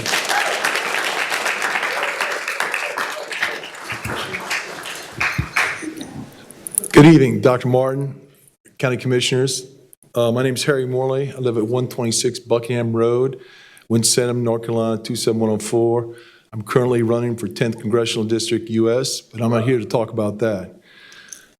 I'm a 37-year veteran EC exceptional children's teacher. I'm here to talk about my community which is directly impacted by this budget shortfall. I teach autistic kids. I've taught visually impaired, deaf, hard of hearing. I've taught learning disabled, mild intellectually disabled, and I've also taught like emotionally disabled kids, and that acronym changes all the time. I'm here to fight for them. They need high-quality teachers like myself. I'm currently National Board Certified ×2. I have a master's. I'm certified in every content area, and I have an exceptional children's degree above that. And they deserve, this population, this community deserves the best teachers we can supply. And the only way we can supply that is by giving us the funding that we need. You know, the state, Dr. Martin, I was here when you came. I was here when you retired. I'm still here. And the state says I can teach till I'm 91, but I don't think I'm going to make it that far. But all I know is every dollar you invest in this community, I see my kids, even like I had a kid who was chromosome breakage 14. He is working for Pepsi on a Pepsi truck, loading Pepsis off the truck in there. He's working. I've seen him at Lowe's, see him at Home Depot. I see him in the community in the restaurants. I have one kid who was a firefighter now, and that's what it's all about. And these kids were marginalized in society, but they need high-quality teachers like the people in front of you right there. They need somebody fighting for them. In order for that to happen, we need you to fully fund what Winston-Salem Forsyth County Schools is asking. Thank you for your time, and I appreciate it.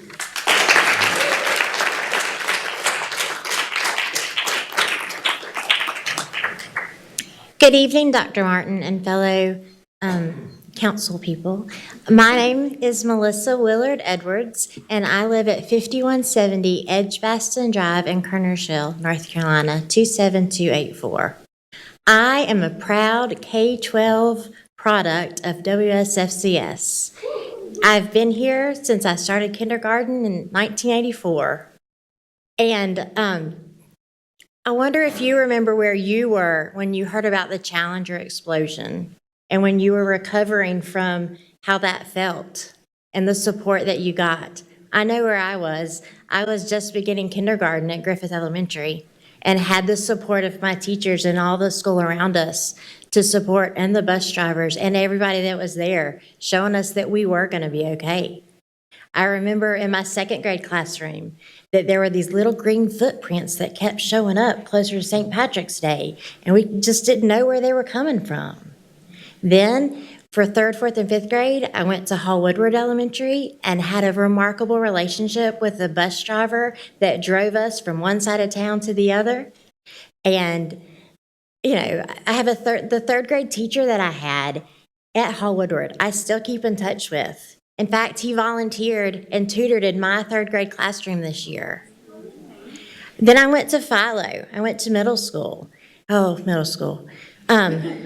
was in the art club and got to paint a mural on the walls outside of the outside of the library. And I was in the art club, so we got to help participate in designing the and putting up the portfolios and the things that were up at the mall and got to be proud of those and all the things at the fair as well. In fact, in my classroom at Meadowlark Elementary, 3rd grade, I have a picture that won a blue ribbon at the Dixie Classic Fair when it was still called that when I was in elementary school. Then I started high school and my family moved to Kernersville. And, I won 2 Scholastic Gold Keys in art. I started my junior year. I had just made the varsity volleyball team when I had a car accident leaving practice that morning and suffered a traumatic brain injury. And because of the support from my teachers and from the school system, I was able to, have it in my 52 days in the hospital after I, was at Brenner and ICU, and then I went to Whitaker Rehab for 3 months. I was able to work with a hospital homebound teacher from this county. And, the teachers and the support system helped me figure out how to take classes through the University of Kentucky for high school credit when it was still mailing those papers back and forth. And I was able to go to Parkland and East at the same time to figure out how to make up a whole year and half a year. We, the teachers, and I've taught in this county since 2007, we are doing what we can to support our students. We need your support. Thank you.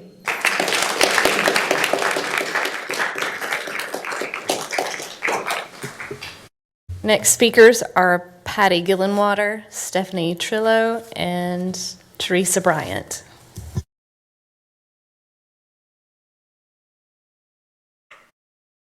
Hello again. I hope y'all aren't tired of seeing me. It's nice to see you this evening, Dr. Martin and commissioners, and county manager. I am here in support of the school system, but I can't speak to it like our awesome educators can. So what I really want to talk about, this has been amazing listening, and I feel badly for how hard this is and the decisions y'all are having to make this year. I can tell you this.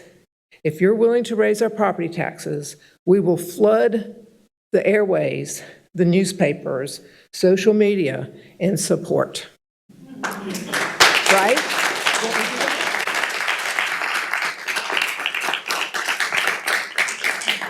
One thing that's really seems very clear to me is everything that's been talked about tonight, it's about investing in our community.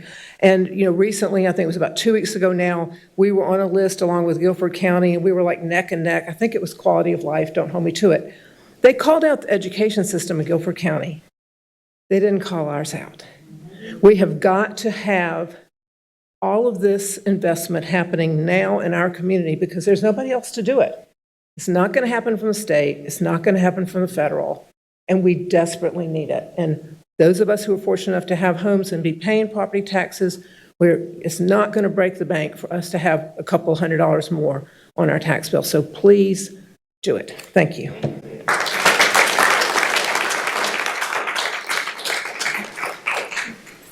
Good evening. My name is Stephanie Trillo. I live at 3315 Willow Wind Drive in Pofftown, 27040.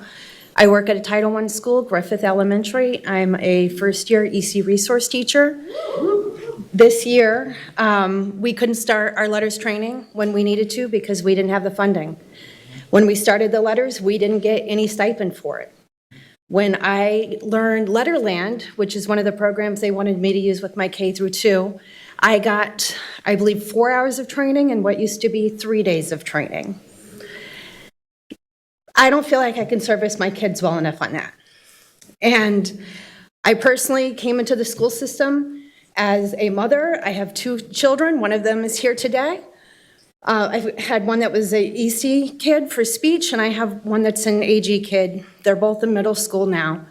And when our school system put out the rezoning and we were told that we would be moving our schools, I was heartbroken, even though we had aged out of it, because I'd put hundreds of hours there. But in the end, regardless of how it goes, if we do move, it's going to greatly reduce our property tax. And I wasn't really happy about that. And I said, we should try to see if we can get this reduced. They're raising it $900. And my husband, who is a socialist from Canada, was like, no, Like, we will pay and we will pay more because you're crowdsourcing for paper. You're bringing in your own toilet paper. Like, I am fine with paying it. And he kind of put me on an even keel with that. And I know that we are all here and we've had so many people asking you for money. And I really hope that you can help us close that gap. But I would also like to propose that we look at doing some solar panels at all the schools.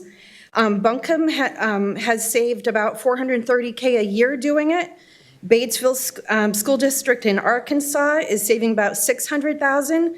And they only have a fraction of the schools that we have. They have 6 schools in Batesville and Buncombe has 45. Imagine what we could make here. We could be closing a deficit. We could be bringing in millions of dollars. We could be getting more energy efficient buses. Volkswagen, I believe, has a rebate program. It's tenfold. We got solar in my house this year. Last 2 months, I've gotten a $15 credit. I now have like a $30 credit from Duke. Whoever would have thought that I wouldn't be getting an electric bill, that I would actually be getting a credit. And we could be getting the power walls. We wouldn't have to be relying on generators. If there's a power outage, we could still go on. Nothing would stop. My classroom is a black hole. There are no windows. If I lost power, everything would have to end in that classroom. But there really are some green sources we could look into, and it could be renewable, and it could be a good example for the future generations to come.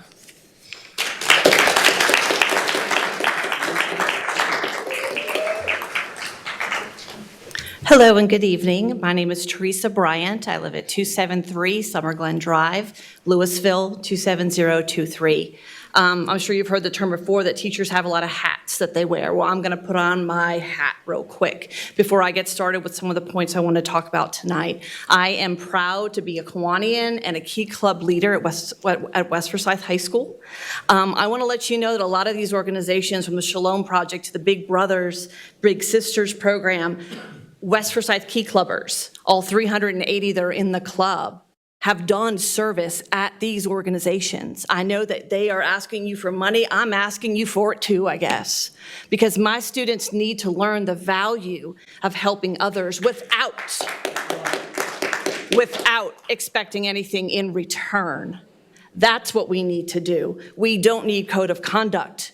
We need life skills. We need things to help these kids become better members of society. You need teachers like me. I'm a first-generation, 25-year veteran so far of Winston-Salem, Forsyth County Schools. I was actually hired because of Dr. Martin. His buddy, Doug Urey, took 1 year at West Forsyth High School, and if you remember, he called you and said, hey, psst, Doug, I got this girl. She's amazing. I want her to teach, but I'm not named as a principal yet. Do you remember? That was me.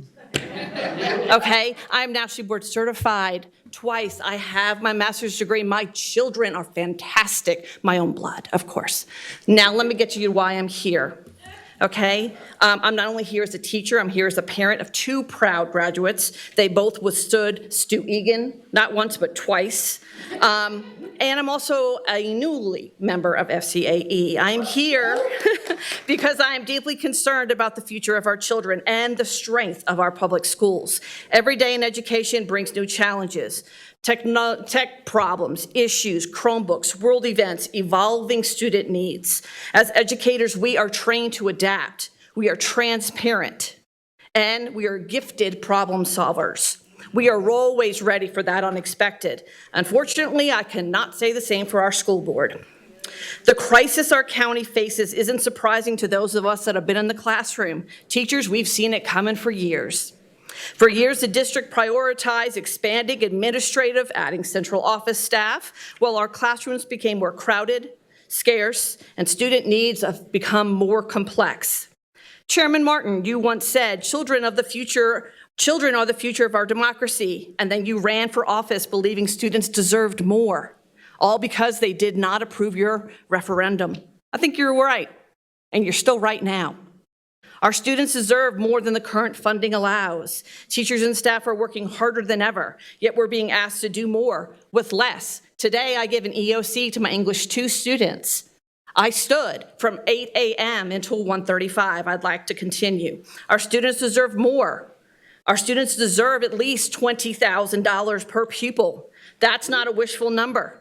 Although our student numbers may be dwindling, the demands and the needs of our students are skyrocketing. This is not only a local issue. Our county commissioners have shown that you value education, but our General Assembly has underfunded public schools for years, especially in counties like ours.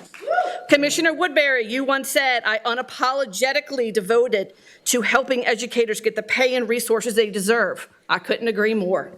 Public education is the best investment that we can make. We need you, all of you,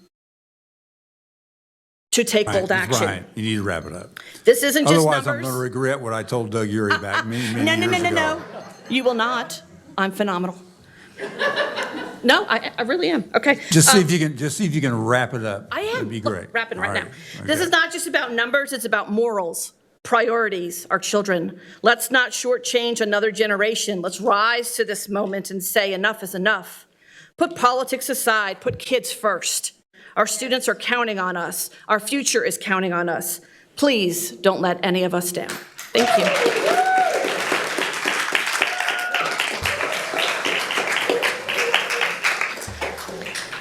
Our next speakers are Derek Setzer, Tom Radulovic, and John Gallagher.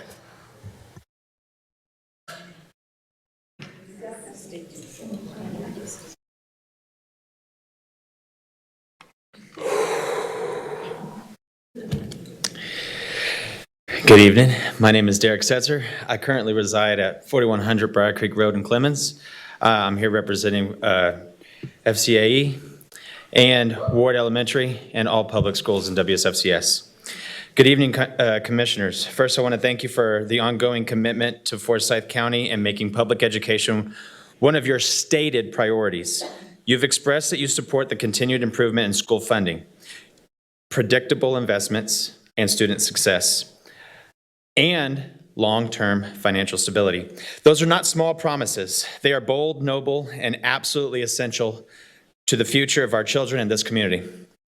We are now at a crossroads. WSFCS is facing a $36.8 million shortfall. If the gap goes unfulfilled, we are not just trimming fat, we are cutting into the muscle of our public education system. To plainly state what is at risk, if this budget does not get reevaluated, we are talking about the elimination of a large portion of staff. We are talking about increased class sizes and overstretched educators. We are talking about fewer resources for multilingual learners and students with exceptional needs. The gutting of enrichment and support services that keep the most vulnerable kids engaged and safe. This doesn't impact just the classroom. It touches every corner of the county. The decisions that you make today will affect whether or not schools become unstable anchors in their neighborhood. Families lose trust in the public education system and seek alternatives. And the very future workforce that Forsyth County depends on, such as the graduates who will fill your hospitals, your fire stations, and your local businesses. Let's be honest, these outcomes do not align with your priorities. But I believe that it can. I am not here just to sound the alarm. I'm here to present a ladder. I present to you 4 practical solutions that align with your stated values. Reallocate county budget priorities. Tough choices are exactly what leadership is for. Education is not a luxury. It is a foundational service that ensures every other function of society thrives. Reallocating funds now is an investment, not a sacrifice. The board's stated priorities include continued improvement in educated funding. If cuts must be made, they should not fall on the children's learning and well-being. Reallocation in a crisis is fiscal responsibility, especially when the long-term social cost of underfunded schools is far higher. Temporary delay to reprioritize non-essential capital projects. A building is only a school if there are teachers and programs inside of it. Prioritizing people over projects doesn't delay progress. It preserves the purpose of public education. Delaying non-essential capital upgrades to protect staffing and services is a responsible trade-off. The board has emphasized predictable and sustainable investments in education, classrooms don't just need walls, they need people in them. A building with no one to teach is not a functioning school. Prioritizing urgent operational needs over deferred construction aligns with your values and your logic. I'll try to wrap it up as best I can. We could also use the emergency and contingency funds. What do you call a scenario when 78% of students are economically disadvantaged? And we're about to strip away their very supports that help them thrive. This is an emergency, and acting now prevents much costlier damage later.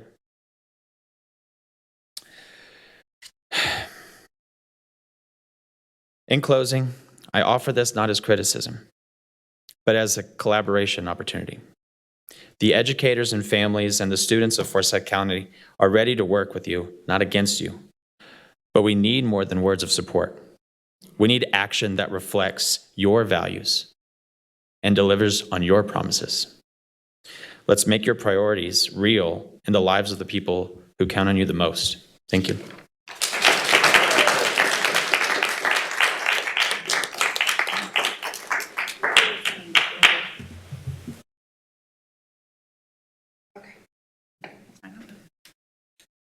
Good evening. My name is Jennifer Gallagher, and obviously by my t-shirt, you can tell who I represent and what I'm here for.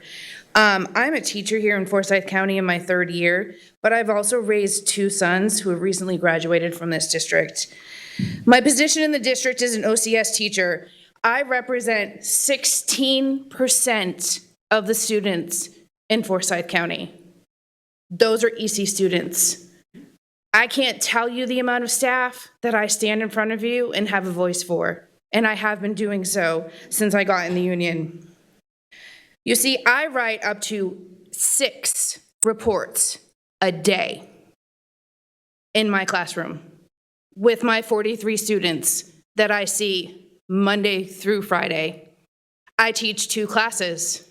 I teach 3 prep programs because my students go out to a job site every single day and learn valuable job skills so that they can be a productive member in society because they already feel like they're not because they have a disability. And we, as EC teachers, allow them to be seen and be heard by doing so.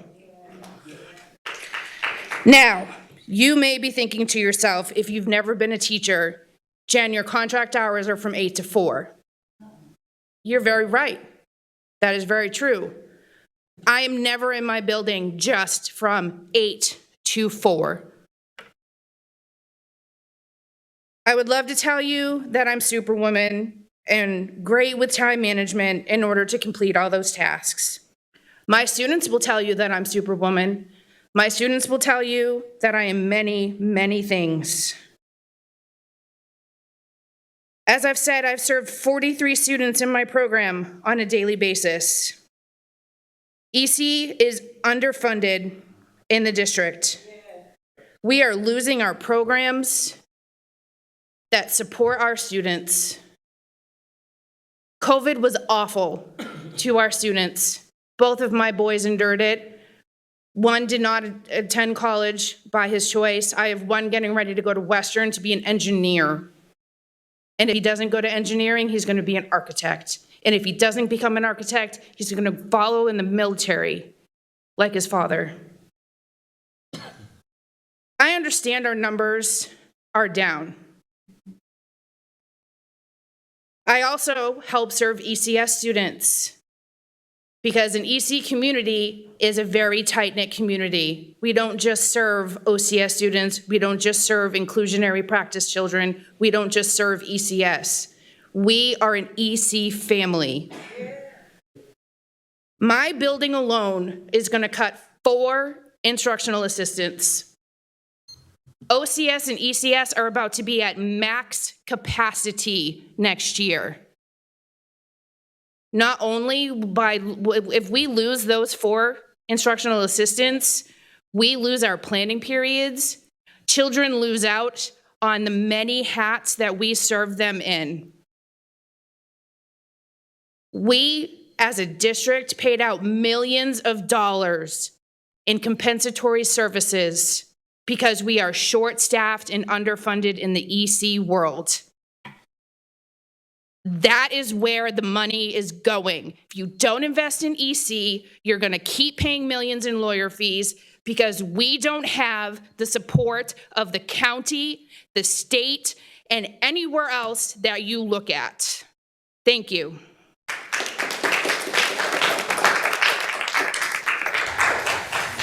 The next speakers are Marcy West, Denise Gunter, and Alan Daniel.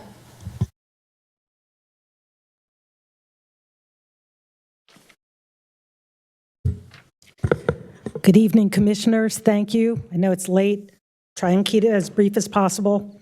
I want to thank the County Manager Robinson and her talented team for the updates that they have done to the budget process. It's creating a sustainable and responsible approach for the future, which is very important for us right now, given where we are.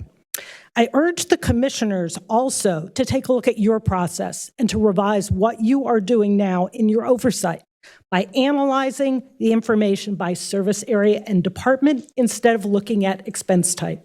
Expense type aligns with the county manager, but you need to be looking at the services you're providing. So in help with that process, I actually sent you earlier today a format that gives a summary at that level, which is something that will also be meaningful to the community. So I hope you'll consider that. Past budget challenges have been addressed admirably by the county manager and her staff. There are some major things that have gone wrong in the past, such as using recurring funds and not having those align with the recurring expenses. So that's a necessary change so that we have financial sustainability. The other thing is the strategic changes that have been proposed so far to the capital plan. So we have capital improvement projects, funding, and the accounting is being updated. That's all really important to do that, as it will make your job easier as commissioners to continue that. I'm proposing 3 additional budget considerations that I think are important. There has been extensive time spent by staff and the commissioners looking at the community budgets, the community grants. That was a commitment that was made, I believe, early in the year, and I think it's too late to take that out. I think you need to continue to keep that community grant component into the budget this year. And you've heard from many, many people today that indicate it's really important, and that is an investment in our community in many areas where it's really desperately needed. Number 2, the commission would really be wise this year to lean into supporting the capital plan. So I know that the plan right now is just to wait another year before you start that process, but I think it's very important to include some additional funding this year and to start to build that growth. The next thing is the financial challenges. So we have to be very pragmatic about the fact that we are facing potentially reduced revenues from both the federal and the state level, and that we have got to take a look at our budget and plan ahead for that. We do not want to be stuck in a situation where we have an emergency situation. And this is really not the year to be taking a super lean approach. I believe in the budget overviews, I heard that it's been traditionally a 3.5% increase in the budget year over year. I think you should be looking at something closer to that than a less than 1% increase. This is a year that we need to actually position ourselves and get ourselves well with a good foundation so we can move forward.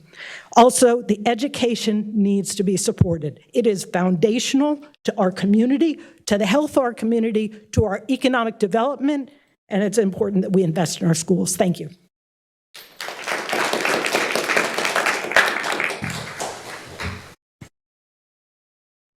Good evening, Commissioners. I'm Denise Gunter, and I'm here this evening on behalf of the River Run International Film Festival, and I have the privilege of serving as its chair of the board. We're located at 301 North Main Street in Winston-Salem, 27101.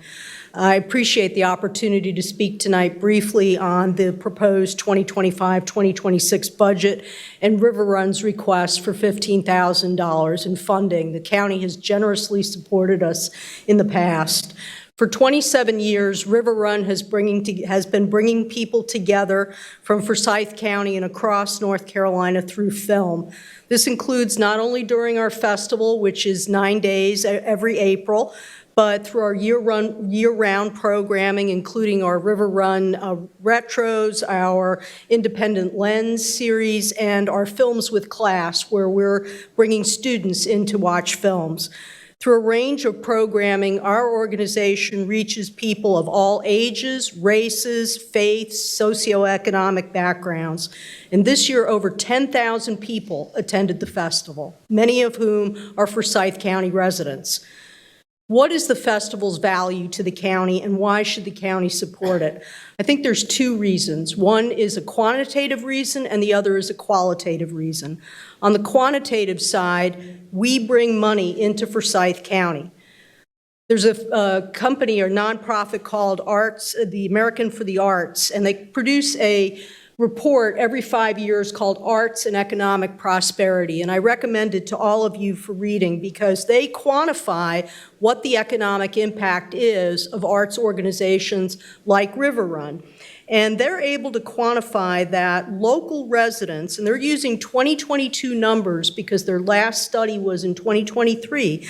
With 2022 numbers, local residents contributed $511,161.66 through attending River Run. That's not ticket sales, that's what they spent in Forsyth County at restaurants, at shops, at hotels.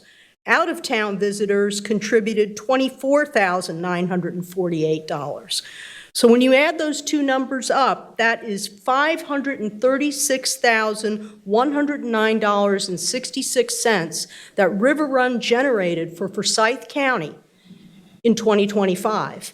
That is almost River Run's entire budget. So we are very proud to contribute those monies to Forsyth County.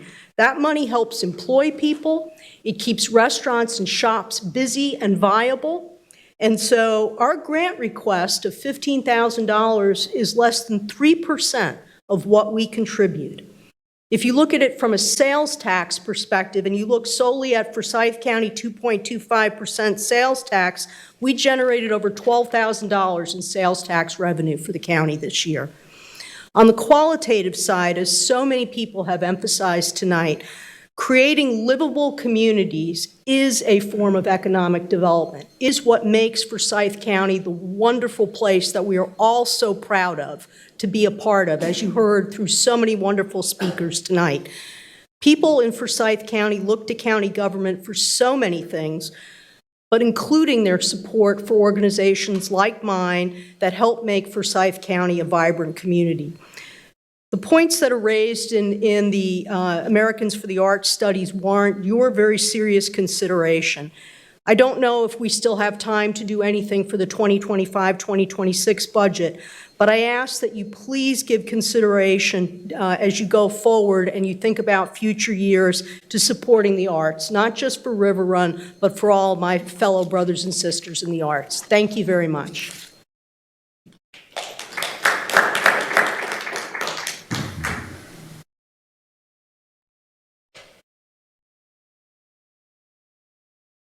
I think I'm next. I've been here as long as y'all have, and I know you're tired. I'm going to ask for something a little different. Oh, by the way, my name is Alan Daniel. I live at 100 Fernworth Court in Clemens, North Carolina. I'm going to ask for something a little different from you tonight. I'm not going to ask you for more money. I'm going to ask you for more transparency, please, and more accountability. I did a little math. Y'all know I'm kind of good at that. I want to thank Mr. Wolf. He always answers my questions promptly and did so tonight. It's estimated, based on the tax base and you all keeping the tax rate at 4 cents above revenue neutral. If my math is correct, that's going to generate about $27.3 million in revenue over a revenue neutral. However, if my math is also correct, that will not cover this year's deficit from the Winston-Salem Forsyth County Schools. I know you've heard the numbers, 8, 16 million. They said they've already cut $23 million from next year's budget, and they're still 13 short. 23 and 13 is 36. I'm not sure if the 6 or so million that they're going to get next year in addition to what they got this year is part of that number. But just for using round numbers, my round number is the deficit's going to be $40 million. So it looks like the entire increase is going to be eaten up by, and I don't know how else that deficit would be covered unless the county covers it. I have spoken to you all in the past when you approved multi-million-dollar increases in projects for the school system. I understand that it is not your responsibility nor your authority to tell them how to spend the money you give them, except for two things. You all, when the Article 46 sales tax was passed, did a set aside of $19.8 million. And my understanding of that was it was to make sure that teachers got the supplement they had been getting and that it wasn't replaced with the Article 46. However, the budget for Winston-Salem Forsyth County Schools, if my quick research is right, has increased from $130 million in 2019 to $177 million this current year. I don't think that includes the Article 46 money.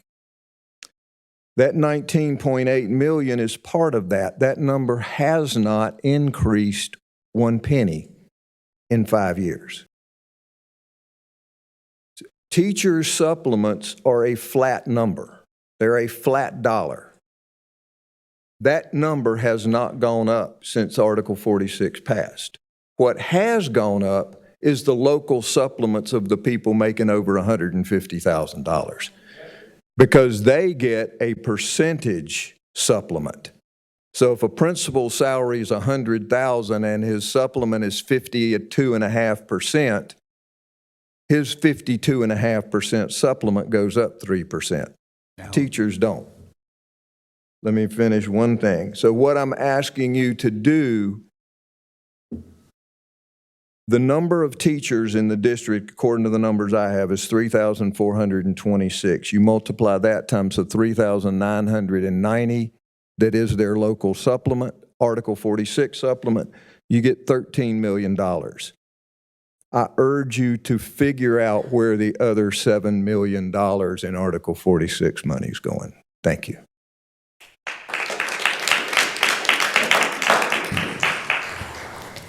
The next speakers are Amanda Johnson, Don Kerr, and Camille Simon.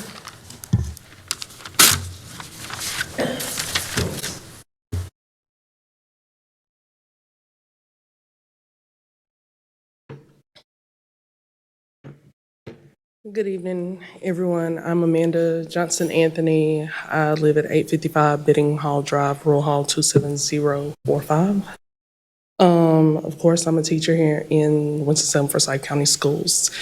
And I'm here because I feel like it's unfair for us teachers to have to suffer, us Winston-Salem Forsyth County staff, I can't just say teachers, but for us, the staff, to suffer or be cut from our jobs due to the shortfall, the oversight, or what have you.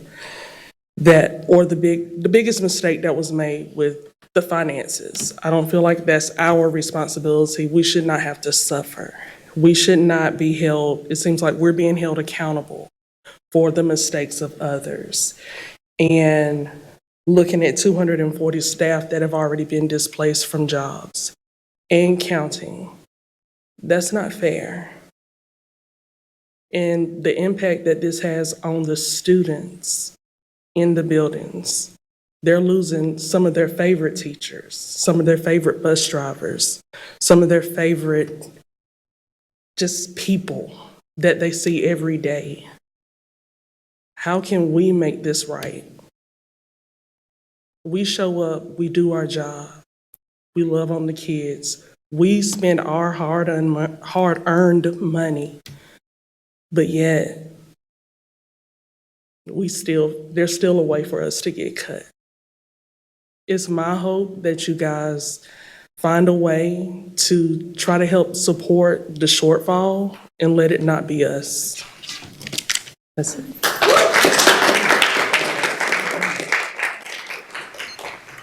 Good evening, and thank you for your time. I know it's been a long day for you. We established Board to Care.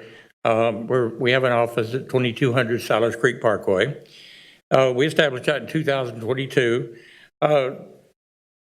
to express compassion and empowerment in the community. We focus on women and children. We focus on summer meals, winter coat distribution, mentoring. This year, we gave away and delivered 400 meals to kids during the summer, and a few during the school year. Kids should not have to not have good food just because school's out, and that happens a lot. We gave away over 300 coats, mostly new coats, to children who didn't have coats. Kids should not suffer socially or physically because they don't have the right kind of coat to wear when it's cold outside. And they shouldn't be cold because it's cold outside. We believe that caring is our name. We were born to care. We care about people. We care about women and children. We provide diapers. We provide food. We provide clothing. We provide hope. We had a tremendous amount of support this past year from Second Harvest Food Bank. They have been an amazing partner. We have future hopes of working with affordable housing. We want to encompass the needy and women and children that have found themselves in disadvantaged situations. We want to find a way to support them and help them break out of whatever cycle they're in and become more productive members of society. Thank you for your time.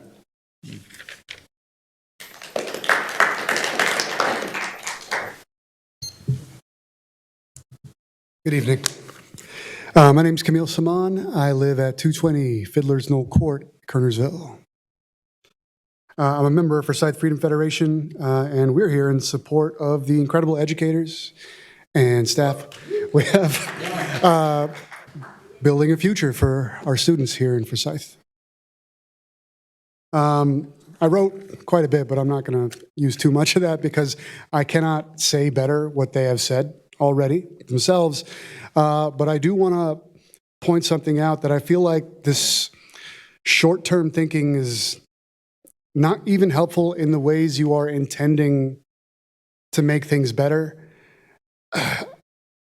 Just want to posit that perhaps by fully funding schools, we might be able to stop having to build another ever larger Hall of Justice in this county.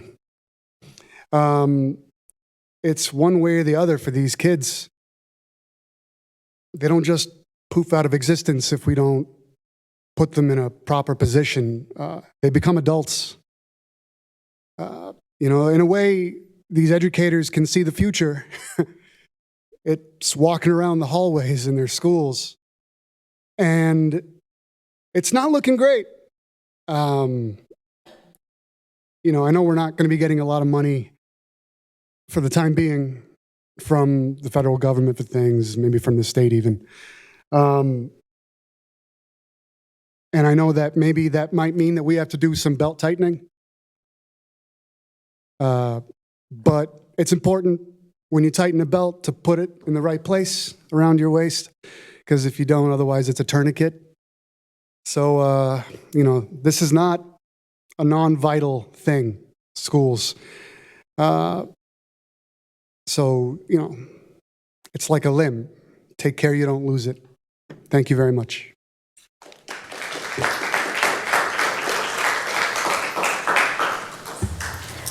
Our next speakers are Rhonda Mays, Odette Sanchez, and Kwamika Shavers.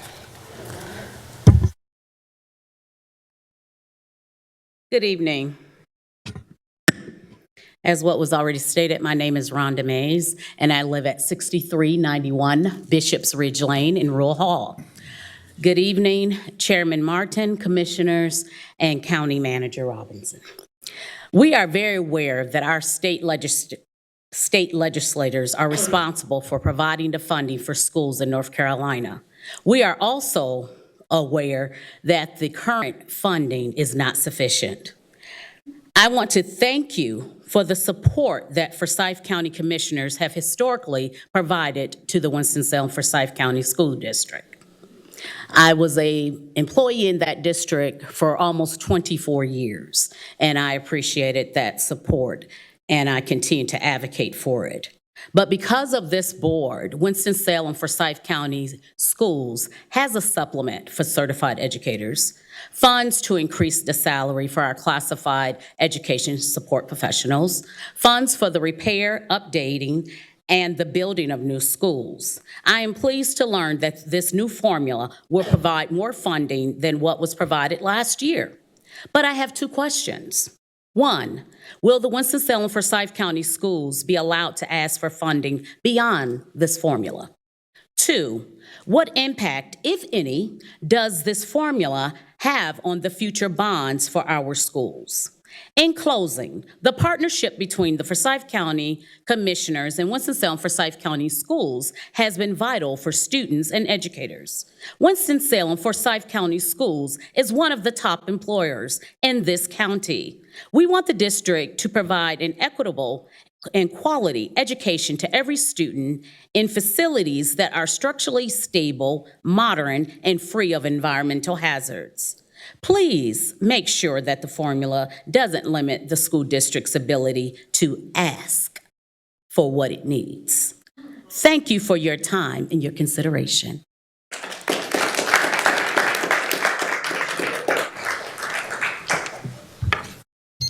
Good evening, and glad to be here. Chairman, Dr. Martin, Commissioners, County Manager. My name is Odette Jambo Sanchez. I'm the Executive Director of Latino Community Services, and I certainly appreciate and we're very grateful for your consideration for our proposal. I'm here to introduce the Pathway to Progress Forsyth Latino Education Initiative, a comprehensive program designed to close educational gaps and empower Latino families across Forsyth County. Despite making up over 13% of our population, Latino residents face persistent barriers. Only 68% of Latino students in North Carolina graduate on time, compared to 87% of their peers, and nearly 40% of Latino adults lack a high school diploma. These disparities are driven by language barriers, limited resources, and unfamiliarity with our educational system. Our initiative directly addresses these challenges by providing bilingual tutoring for K-12 students, family engagement workshops, early learning support, and adult education services. County funds will be used to hire bilingual educators, purchase culturally relevant materials, and expand community outreach. We also offer workshops to help parents navigate their school system and advocate for their children, while adults will have access to GED and workforce readiness program. We are collaborating with many trusted partners. You have heard some of the really important ones, which is the Winston-Salem Forsyth County School. And we can't do the work without their support and without working hand in hand with them and supporting the work that they do. We also work with Public Library and AmeriCorps Seniors among many other tremendous partners. We do this to ensure a seamless continuum of support. These partnerships will help us reach families where they are, reduce barriers to participation, and deliver services that truly make a difference. Our timeline begins this July with staff hiring and outreach, followed by the rollout of student and parent programs in August, and adult education in September. Throughout the year, we'll provide ongoing support, track the progress, and celebrate achievements with the community. Our goals are clear: improve academic performance and graduation rates for Latino youth, increase parental engagement, and enhance adult literacy and workforce skills. By investing in education at every level, we're not just supporting individuals, we're building a stronger and more inclusive Forsyth County for everyone. Thank you for your consideration.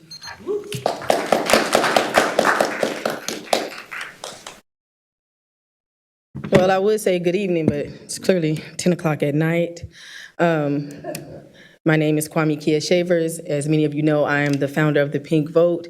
And I had something written, but through all of the previous constituents who have spoken tonight, they've pretty much said many of my sentiments that I wrote. So I won't belabor this meeting with saying the same thing, but I will say this. Dr. Martin, you may not remember me, but I'll always remember you. I was in middle school and I got into a fight the first month of the school year and I was expelled. And my mother came to you to advocate for me to be able to go back to school, and you told her no. And if it wasn't for outside funding to give to educational schools, like outside of the school system, like VisionWorks, I don't know where I would be, because that allowed me to stay in school. So when it's time to stand up for educators, when it's time to stand up for our community, that's exactly what I'm going to do. And I work in politics. I have a very strong voting bloc. I managed Dr. Woodbury's campaign. I've managed 5 campaigns and were successful. And so I'm not going to stand before you tonight and beg for you to do the right thing. I'm going to leave that up to you all to do the right thing. But what I will do is I'll beg constituents not to vote for you if you don't support the things that you know our community needs. That's what I will do. Tonight was an annoying process to hear long-term community programs come up here and beg for just the bare minimum, the essentials. We elect you all to find, manage, and bring this money to our community so that we can function. Whether it's community programs, whether it's property tax, that's y'all's job. And if you don't do it well, then there's a process to make sure you don't get to serve in this position anymore. The first time I came before you guys about the 6 o'clock meeting, I was extremely nice. I was extremely polite. I even spoke to Commissioner Pryler Wilson in the hallway, and he said that the 6 o'clock meeting wasn't a problem, that was fine, but then he came in here and he voted against it. So I know how y'all roll. Our educators should not be in here begging for money. Our veterans, our elderly, those are our golden pots of our community. They shouldn't be in here begging for funding. So let's do the right thing. Because I'm not going to beg you, but I will beg constituents not to vote for you again. That's what I will do. Have a good night.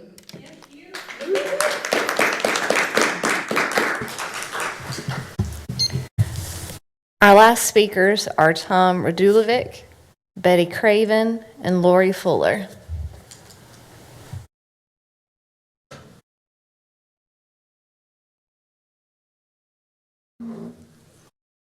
Well, they certainly didn't leave best for last in my case. Thank you to the clerk for giving me time. So I've ripped up 3 lesson plans in the course of the evening and decided that my prepared remarks were not what I wanted to say. As a preface, I would like to say the schoolhouse is burning. Schoolhouse is burning. And it wasn't children playing with matches, it was the adults.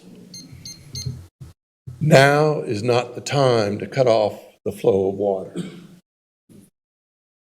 We don't know what the damage is. We thought we did a month ago, but the numbers keep changing. We think it's under control, but we haven't been given clear, transparent facts. We've been given a PowerPoint that got rushed through in 5 minutes. We had a Board of Education that voted on something. They had no clue what they were voting on, 7-2. That's not how you present a budget.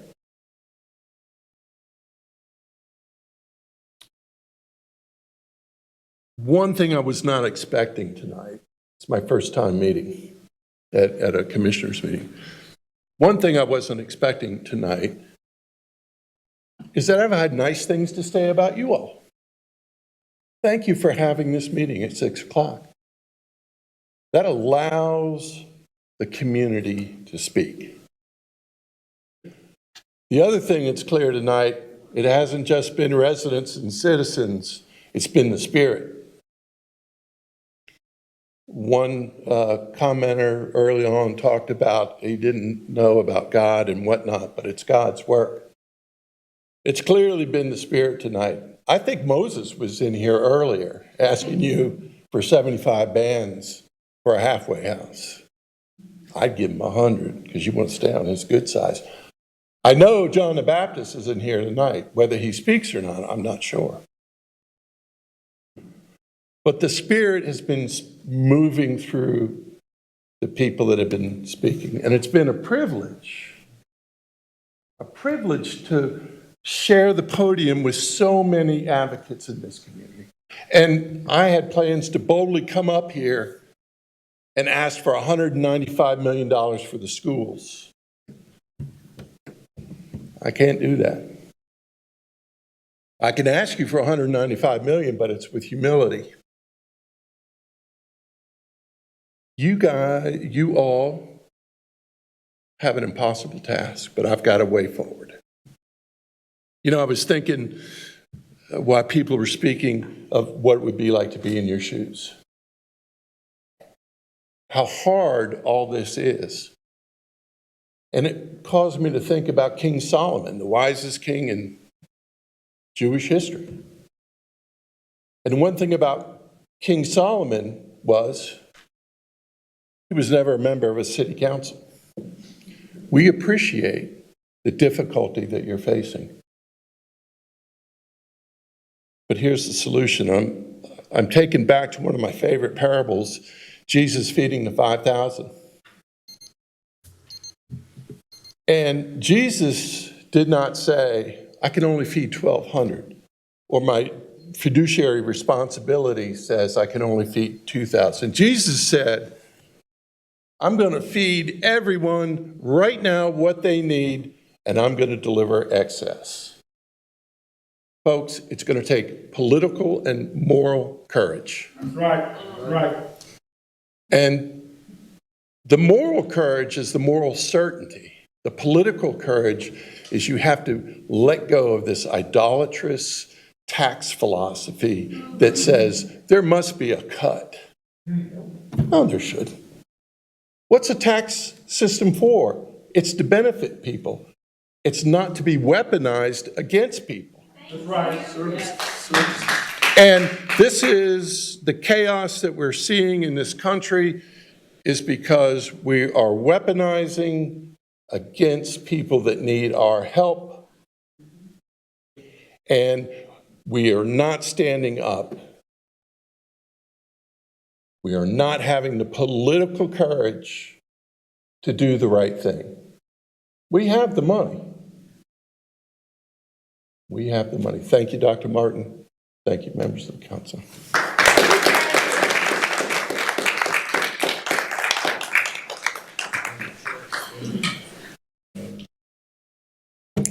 I'm back, Dr. Martin. I'm a retired volunteer. And by that, I mean, I started volunteering at Cash Elementary School when my kids were little. That was back in the 90s. And I was there about every single day.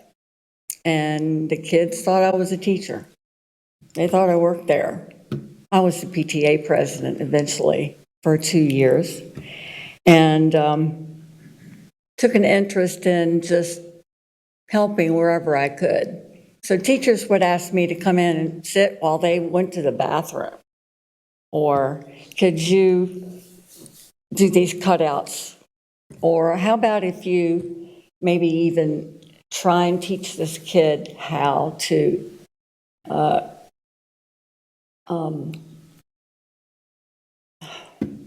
I have short-term memory issues, I'm sorry. It was a math issue, counting how many birds there were on the mural. Cash Elementary has a wonderful mural inside.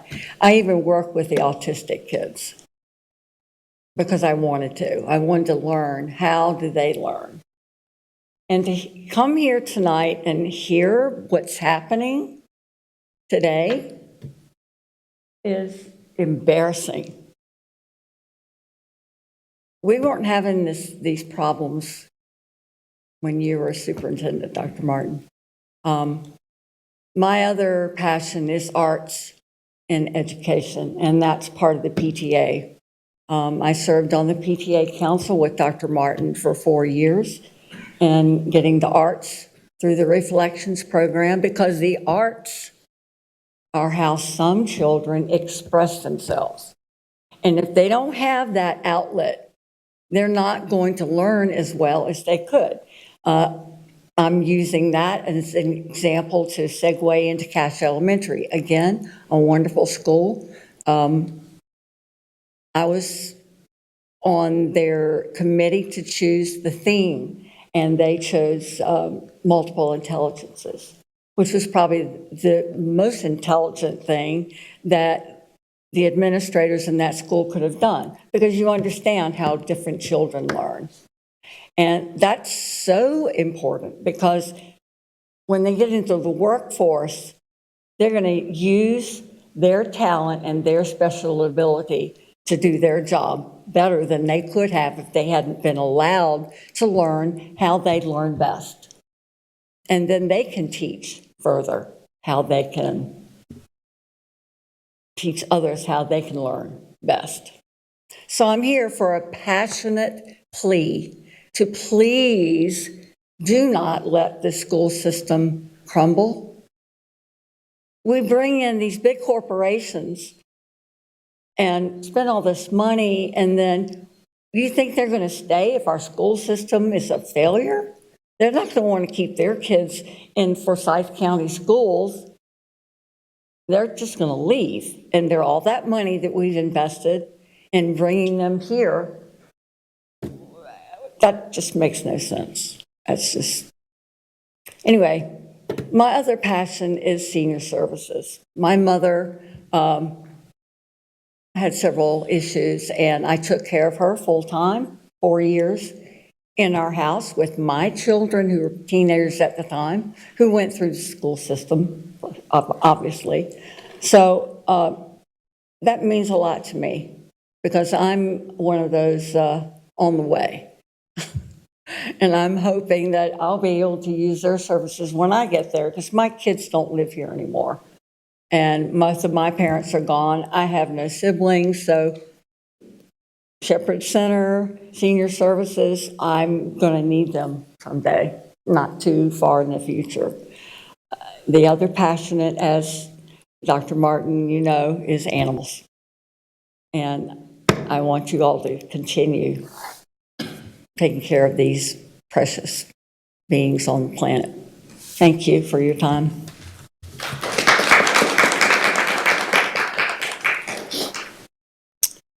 I'm Lori Fuller, and I wasn't planning on speaking tonight. I think my address is 2719 Monticello Drive. It is, Winston-Salem, 27106. I wasn't planning on speaking when I came today because I'm here to support our public educators. I was going to be here in spirit, and I have been. I decided to join their call tonight and join them earlier last week after witnessing their powerful example of standing up, literally. I thought I wanted to do that with them, and I'm glad I did it with them tonight, but whew. So I started listening out tonight's comments up downstairs in the full overflow room. And I couldn't not speak. Here is my message, and I'm so glad some other folks started saying it. Please tax me. You have to generate the revenue to invest in this place we all call home. The question before us and you all is not whether or not we can afford it. It's whether or not we can afford not to. Right. You heard from so many nonprofits tonight. I have worked at, volunteered with, donated to, taught many of them about nonprofit program evaluation over the past 12 years. I sat in on 20 years worth of local funding decisions as a staff member at the Kate B. Reynolds Charitable Trust.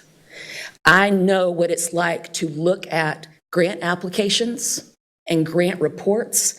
I did it for 20 years. Philanthropy cannot fill these holes. And our community needs more nonprofit services and better nonprofit services, not less. So tax me and carry more of your fair share. Our children deserve whole schools and whole communities. They deserve that more than our fund balance deserves to be whole. I know that's right. They deserve more than we can patch together with charity and good intentions. Philanthropy, I said, cannot do this. Only consistent, dedicated public funding can do that. I told you I wasn't planning on speaking, but I recognized that first speaker. I was like, where did I see him? Oh, I saw him today on the law enforcement press conference talking about our youth. Let me be clear.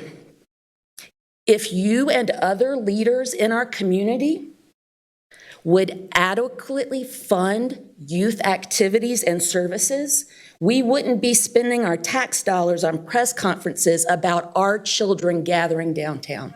Yeah. When young people have safe places to go and engaging things to do, they do it, they thrive. When they don't, they gather wherever they can. They are teenagers. Mine is 20. Thank goodness he made it to 20. Whew. And somehow our children are being identified as the community problem rather than part of our community that we have not provided well for. So now we have a plan. Our law enforcement has a plan to stop our teenagers from, quote, terrorizing our community. They are our community. Yeah. Please make the difficult decisions. Tax me and others like me, homeowners who make well over the living wage that is needed to just barely survive here. Any further cuts to the school system, I don't care if the board asked it or not. They will sit on the shoulders of our youngest residents. Please invest in a collective future for us all, not just some. We all deserve to thrive, no exceptions. Thank you.